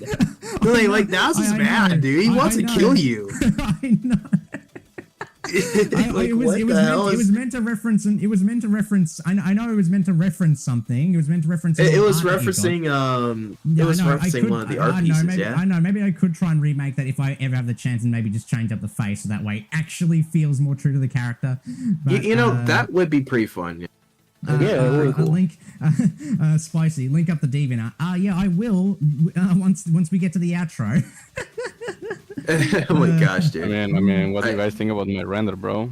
I mean, yeah, I know. Like, maybe it's freaking like it's ass, dude. I know. Maybe it's a spoiler. You don't know. Looking back at them now, yeah, in comparison to these ones that you can see on screen, or the ones I've been doing recently, yeah, they are us. They have seen better days, and I have no shame in saying just like, what was I even thinking with my lighting style? Oh, dude, calm down. I was actually just being a jack. I'm being a jackass, dude. I'm being honest here. This is coming from me. This is my own unfiltered feelings. That like the renders I did back then. In case you didn't even know how I did them, instead of using something like GM Black, which is like the most favored map to make these renders, I used a fucking green screen in Construct. Ooh, yeah, that's gonna cause some problems. Oh wait, hold on. Okay. This is another thing.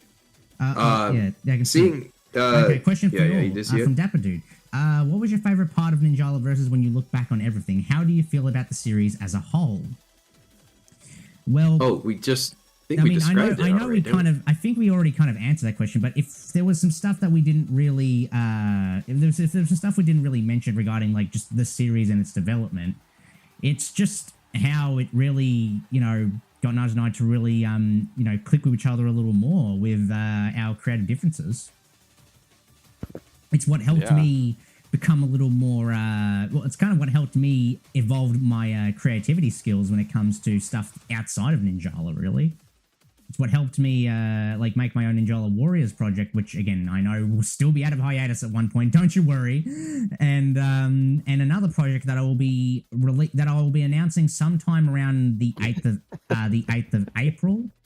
So which will be, not really the 8th of April, rather it will be sometime around another Ninjala stream that will be coming in around next month. So stay tuned for that. And yeah, I feel like Versus just as a whole just displays what it just goes to show what like this game is what this entire franchise is capable of. When you have the people, it's here to show people that yes, sure, the game that the entire thing is based on may be somewhat of a mixed bag, but that doesn't mean there's people who actually still show dedication to it.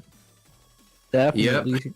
That's kind of like how like again, Ninjala Versus wouldn't have been the project that it is now had we not actually been, had we not actually had so much investment with this franchise despite its low points. Of course. Yeah.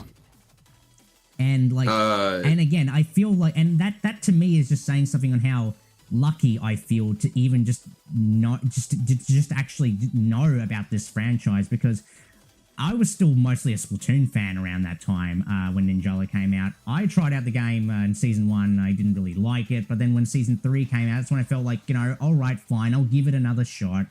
And I mean, Season 2 and 3, in my opinion, are probably some of the best best time of the game. Season 3 was season 3 was the best. Was yeah, like was I think the season 8 was pretty good. No. I'm just kidding. Yeah, I know. Season 3 was like at that time the best time to be a Ninjala player, and like that's where I gave it a second. Yeah. But that to me personally, like season 3, like was probably one of the peak moments of Ninjala. I think more personally on my own, like personal. I'm just talking. Season 3 and their laser bull. I'm talking just objectively when it comes to the amount of content it offered, the improvements it made to the gameplay.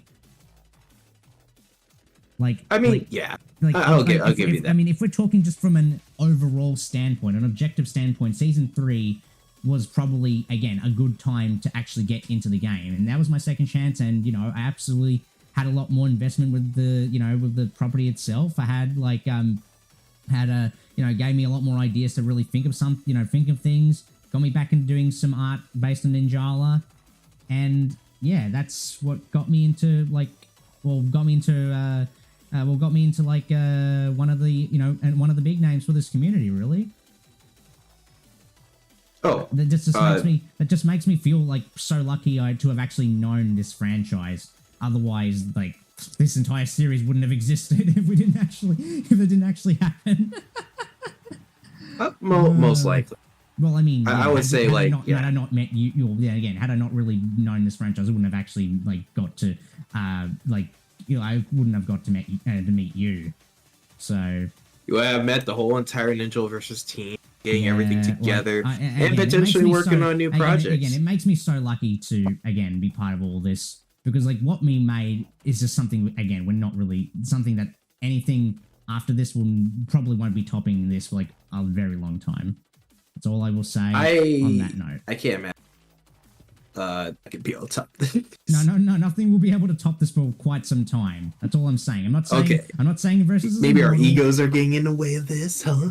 I'm just kidding. Shut up. But I do believe that there will be more projects along the line. If Ninja gets a resurgence of some kind, we should be able to see more projects that can be able to do something like this. Because Naza, if we ever have the chance to collab again, this will be that chance to really show what we're actually capable of when we actually lock in and actually just display our true vision for what Versus could have been. if it's a small if it's like that small, I understand it, project, it'll be pretty nice. But getting a little test drive on that. But I think for as it stands right now, we're basically, we have just left a mark, really. That's all I can say. I'm glad we at least managed to finish this one we actually had, at the right time, because now, we don't know if Ninjala's ever going to. We don't know if Ninjala's ever going to really have a resurgence at one point. Not saying it's impossible. Yeah. It's not impossible. It's not impossible unless you actually have people that still show their passion. That's really the whole point of still having a loyal fan base. Yeah. Of course. Oh, yeah. Yeah, definitely the project. Absolutely, Dapper Dude. Yeah. It was... Could we... Yeah, this was... Yeah, just like... Can we look into this again? See this here. We'll look in this again. What? Really good. We're almost at the half. We're almost at the 3.5 hour mark here. You want to keep on going?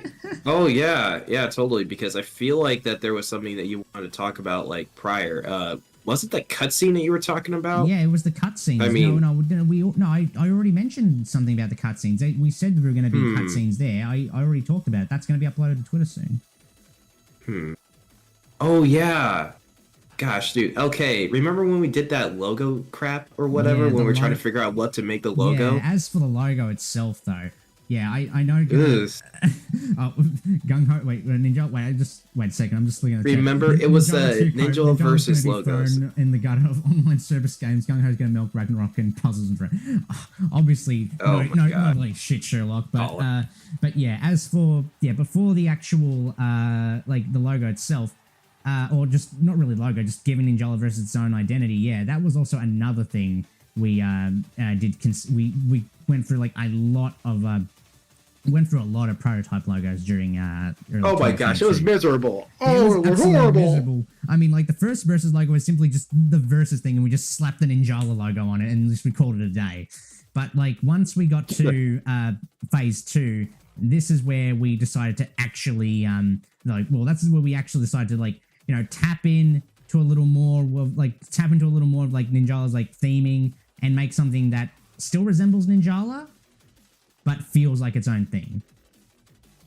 And like that's how we got that beautiful logo that you can see in the front of your screen. Yeah, it's a really good one. Yeah. Yeah, I know. It's a great logo. Yeah. Looks like an official game. I mean, yeah, for an official game. If Gung Ho would ever hire us. Hold on a second. I got a call from my boss. Hold on. Oh no. Yeah, but I swear to God, if you mute your mic mute things. I call from Morishita. Oh no. Oh, hold on. I gotta go tell him where she did that. Ninja Versus is not making a sequel. We're not gonna use our Gmod renders or anything like that. We promise we won't do that ever again. We will make sure to make everything art based. Yeah. All right, hold on a second. All right, let me. All right, I'm packing my bags. I'm moving to California, so I can be an official employee of Gunko. Yeah.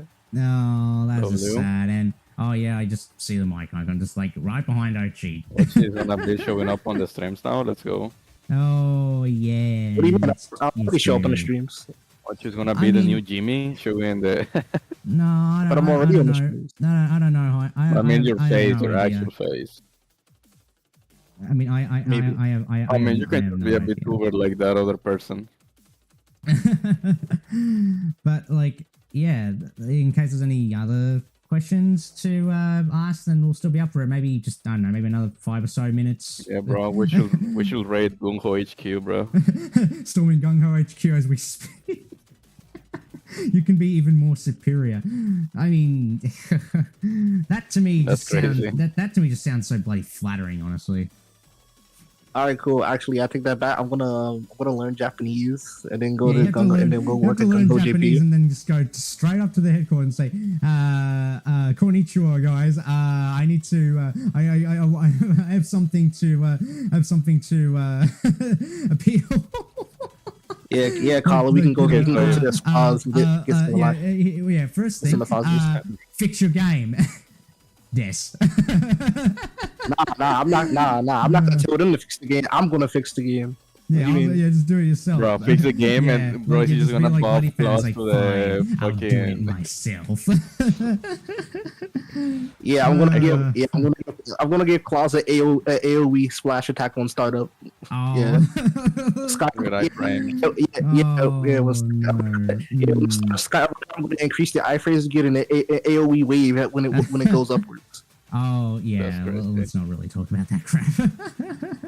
Until Naza gets back though, which is kind of holding up for the chance of the outro because this has been going on for a lot longer than I thought. I mean, how tall can be a Japanese person, bro? Like what, like 5'4"? Like I'm pretty sure you can get past them. I don't really know.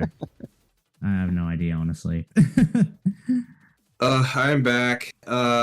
Guess I have to do work tomorrow. Yeah. Yippee.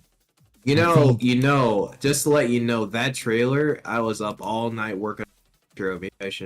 Yeah, I know. I still thank you for at least getting the intro done for us. Otherwise, you're gonna have people asking in the comments what's going, where's the flair in this thing? Where are the production values? They went, honestly, if they're asking for that, then they don't know what Ninja Versus is all about. It's about time and patience. It's about time, patience, and maybe some procrastination. Oh yeah, a little bit of that too. You gotta have some at some point. You can't just be full on working this. But we locked in for this entire stream anyway. But if you were to make an actual Ninja Versus arcade game, I'd love to know the order of characters the player would face, unless it'd be the same order of the episodes. Oh, I think. That's actually I mean, I would know this because I'm the one who fought all of them. I mean, I would say that the first person would obviously be Kamari, because Kamari is kind of like your stoic swordsman. He seems like the type of main character. He does seem like. Yeah. Also, kind of like You know, like a Jin to someone's Rang, I think. Yeah. You know, something like that. And if you know, then I think that's the right. But yeah. And then you have like, you know, actually now I think about it, it would be similar to that. I think I would just switch Duncan to be a little more closer to like number 4, and Aqua will be number 5. Yeah, and Deck will most likely be like 7. No, before Starling. I think you'll definitely be before Starling. Yeah. And Starling is over there, number 7. Most likely. Death most likely would be last, or Ursa would also be like as well. It really depends on the person. I can see Dapper Dude saying Deck is a secret boss with Nobi possession as a second phase. That would be pretty funny. Actually, that would be pretty interesting. You know, like, yeah, he is main character, so there's gotta be some evil Ryu shit going. Yeah, you gotta have a little bit of that. Bro's gonna pull up the Rising Devil. The Rising Devil Burden. Oh yeah, Burden's Rising Devil. Yeah, I still remember making a picture out of that just to see how it would work as a commission, and I think it turned out well. I would say all in all, like, it really depends on the person. So, like, if it was Ochi, most likely final boss would be, I think it would be Melody. Actually, I think it's gonna be Melody. Yeah. You know, if I go down the list, all right, just to give you an idea, it'll probably be me. It'll be like Naza Ursa, obviously, because of NINJALA versus like tag name. I think Deck will most likely be facing Death. Same with Kamari. So like those two will probably have like the same final boss, most likely. Yeah. Death will most likely be fighting Kamari, final boss. And Aqua will be facing Ursa, most likely, final boss. Ursa will be facing Naza, most likely. And I think Duncan faces Aqua. And I know that Duncan, I think that Aqua and Duncan has like a history. I think that Shade made a joke about it. If Duncan loses, Aqua just hits him. Yeah. So that was kind of the deal. That was kind of the funny joke. I know that there was like some sort of dynamic going with those two. And then I think the last one, I think One Crash, Melody goes against I think it's Muffin. I think that they have like a dynamic too. The tutorial boss. Oh, but no, it's the tutorial boss. I just told you how to play the game, bro. Yeah. And Muffin is Starling's. Muffin has like Starling as a final boss, most likely twice. And I think twice has Ochi as a final boss. All right. So it's kind of like that. And I do have those like listed somewhere. So I do have as like a what if scenario for like every story rendition. So yeah. And then there's Dynamo saying Shade mentioned the history. I wasn't told. Now. Oh yeah, there was a thumbnail. There was a thumbnail of like Duncan like on these screens. And Aqua looked very upset, and I was just like, you know what? That looked funny. I think that these guys would actually duke it out. So yeah, I'm pretty sure you can look it up on Crimson Shade's video, Crimson Shade's channel, and you'll see it. Yeah, there will be like a thumbnail that, yeah, of Duncan and Aqua just looks very pissed off of Duncan, very grumpy. So I was figuring, that probably would happen. And, but yeah, that's about it. Yeah, I mean, in case there's any more questions, we still have maybe 5 or so minutes. Maybe 5 minutes. 5 or so minutes, because I don't want this to go past 4 hours. It's a pretty funny thing. I mean, I think that it would have been really cool to see a Mellow in this NINJALA versus thing. Not every weapon gets to be represented in NINJALA versus, unfortunately, but that's just how it is. But that's a good thing too, because we do not want to see a freaking variable stand in freaking NINJALA versus. I'm sorry. I'm glad we never got play slash kicks around that time, because holy shit. Glad we never got past that. Is it still absolutely again? That's still giving you PTSD, right? That would have been something. That definitely. I mean, imagine having to deal Wait, like, dude, the matches wouldn't even work. No, the matches wouldn't even work. No, there would have been no shot for you at all. and also, it wouldn't have worked for like Soundhammer either, because Soundhammer would just be broken. I mean, like you can just like stop people with armor. You know, like it just wouldn't work. Yeah. It just would have made it no dynamic. It just would have made it very predictable, honestly. Yeah. And Samurai Showdown for totally. Like we still have 5 minutes just for some extra questions in case anyone else wants to give us some before we wrap things up. I'm still looking through here. I'm just saying. Yes, V stands is still a thing. Like if there's anyone's, if there's anyone else who actually has further questions for the last 5 minutes, then be sure to just like leave it in the chat so we can answer them. Either for myself, Naza, or both of us. I wish Hands got a showcase. Oh, Cuddle had a question. What's Cuddle? Oh wait. I think she asked like, what is the thing you hated the most about this? Wait a second. Oh yeah, what is the one thing you hate in the series, no matter how big or small it is? So like, who is this, to Naza or to both of us? Probably me, because I'm the one who video edits thing. Yeah, go on. Yeah. The one thing I hate is my freaking computer. I hate it. And okay. But like in the series, like you're talking like one thing in the series that was like very one thing in the series that was most likely like the hardest to implement, or like again probably like the biggest hardest to implement, like hardest to implement, or probably like maybe like probably the biggest pet peeve you had regarding just the series of development. The biggest pet peeve, or if you're talking about like to implement something, it's the hit. That hit counter took a lot of time, and you have to make sure that you did not mess up how many hits they did, because some are like double hits, like the back attack of Cornbat. You have to make sure that they are 2 hits instead of just 1. And then like the S energy counter that we introduced just to cover up that team logo on the side of your character, like that also, like you might forget about that, and you might also forget about the circle that's supposed to be behind it. It's like okay, then you have to go and you have to go and just like put that and export it. Yeah, because I had to make a crap ton of layers just to make sure this entire thing works. Otherwise, we'd have to go back and then start all over again. Oh yeah, that is very tedious, especially with the mask, because the masks very not really masks, just with everything that involved masks, the original banner, the the cut-ins. Like the idea of messing up something. Yeah, it's like literally that's kind of the reason why I literally had a PSD folder saved specifically for these assets in case we kind of need to change something. It at least makes you comfortable knowing that you got someone like me who actually is into like a lot of like intricate graphic design to get stuff like this working. So. Yeah, as long as I'm doing the video editing stuff, then we all are holding our own weight. As long as we actually synergize, then yeah, that's when we can actually make something, a lot more efficiently.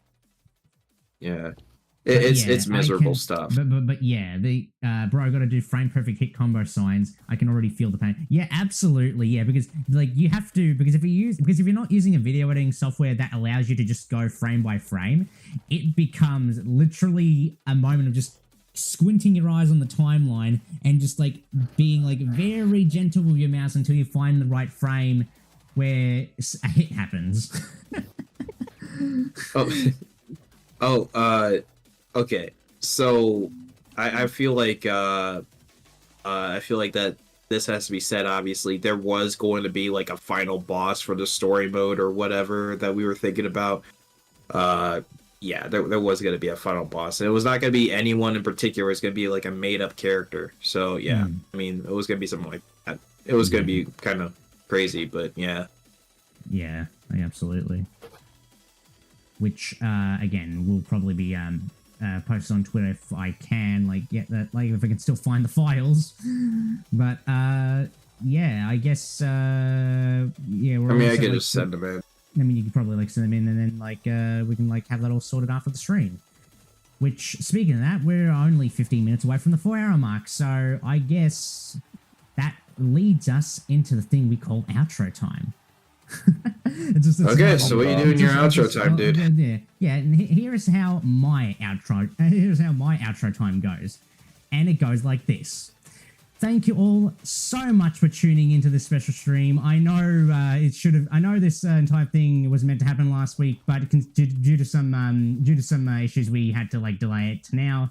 But like not like that really like stopped us. So at least it gave us some extra time to fix all the stuff and make sure everything was running well before we were able to get this out to you right now. So yeah, if you enjoyed this stream, make sure to give it a like, share it around, and consider subscribing if you want to see more Ninjala content and other types of stuff that I do on this channel. And or future main thing, you can also check out my other social media accounts as well as join the official LK Gaming X Black Code Discord server, as well as support my content through tips and donations, donations and commissions through my Ko-fi and DeviantArt, which can all be found in the Linktree link in the description. And also, while you're at it, you can also check out Naza's channel. That's also linked in the description. If you can actually like explain what you'll offer for your channel, mate. Oh, what? Oh, yeah. Again, it's a collaborative stream. I have to plug you in anyway by proxy. Oh man. Yeah. My channel is Naza F21. You can be able to find it like anywhere really. Just search it up and you'll be able to find it. I mean, it will be in the description anyway. It'll be in the description anyways. Yeah, so I do like live streams sometimes. I guess I used to do Ninja Versus, but now I'm just looking at everything. Yeah, I'm pretty busy right now. I know, it really can impact us in a way, but I feel like it was still worth plugging your channel in anyway, just, because you still need the love anyway. Well, yeah, and then the same thing goes for your Twitter too, and you can also, which will only be for the next few hours before the link expires, you can also join Naza's Discord server, the Naza Zone, which will still be up after this stream, but once tomorrow hits, then you won't be able to join. It will expire. So hope to like see you all there eventually. But Ochi does have a handle too. I think he's actually getting onto YouTube. Yeah, I can just edit that once we're over. So you can join the I'll edit that once we're done. But you can feel free to join Naza's server as well. But keep in mind this will only be a limited link. So this link is not permanent. So once the stream is over, a few hours after the stream is over, you won't be able to join. So get in while you can. And that's basically everything. I don't want to repeat myself, because that's just the biggest thing I have with these outros. Real. I know, it's still to this day, I cannot believe it. What is wrong with me? But I think all we have left to say is just a big thank you to everyone who supported us during Ninjala Versus, during the development of Ninjala Versus. There's a lot of people that I'm going to be playing here. So let's just get this out of the way. Everyone on the team, obviously with myself, Naza, Ochi, Antares, and everyone else on the part of Ninjala Versus team, and actually has helped us out getting the series to where it is now. A big shout out to all of the challengers who showed up with the series, as well as all the other people that who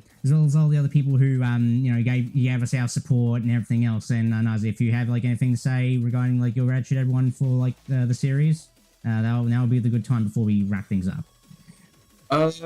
Well, if there's I guess do you have anyone else to thank?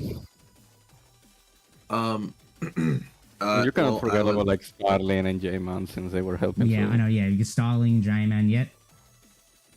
Yeah, talking about the whole Ninja Versus team. I also want to go and thank everyone who was there when it was still in its infancy, basically. Yeah. And I also would like to be able to.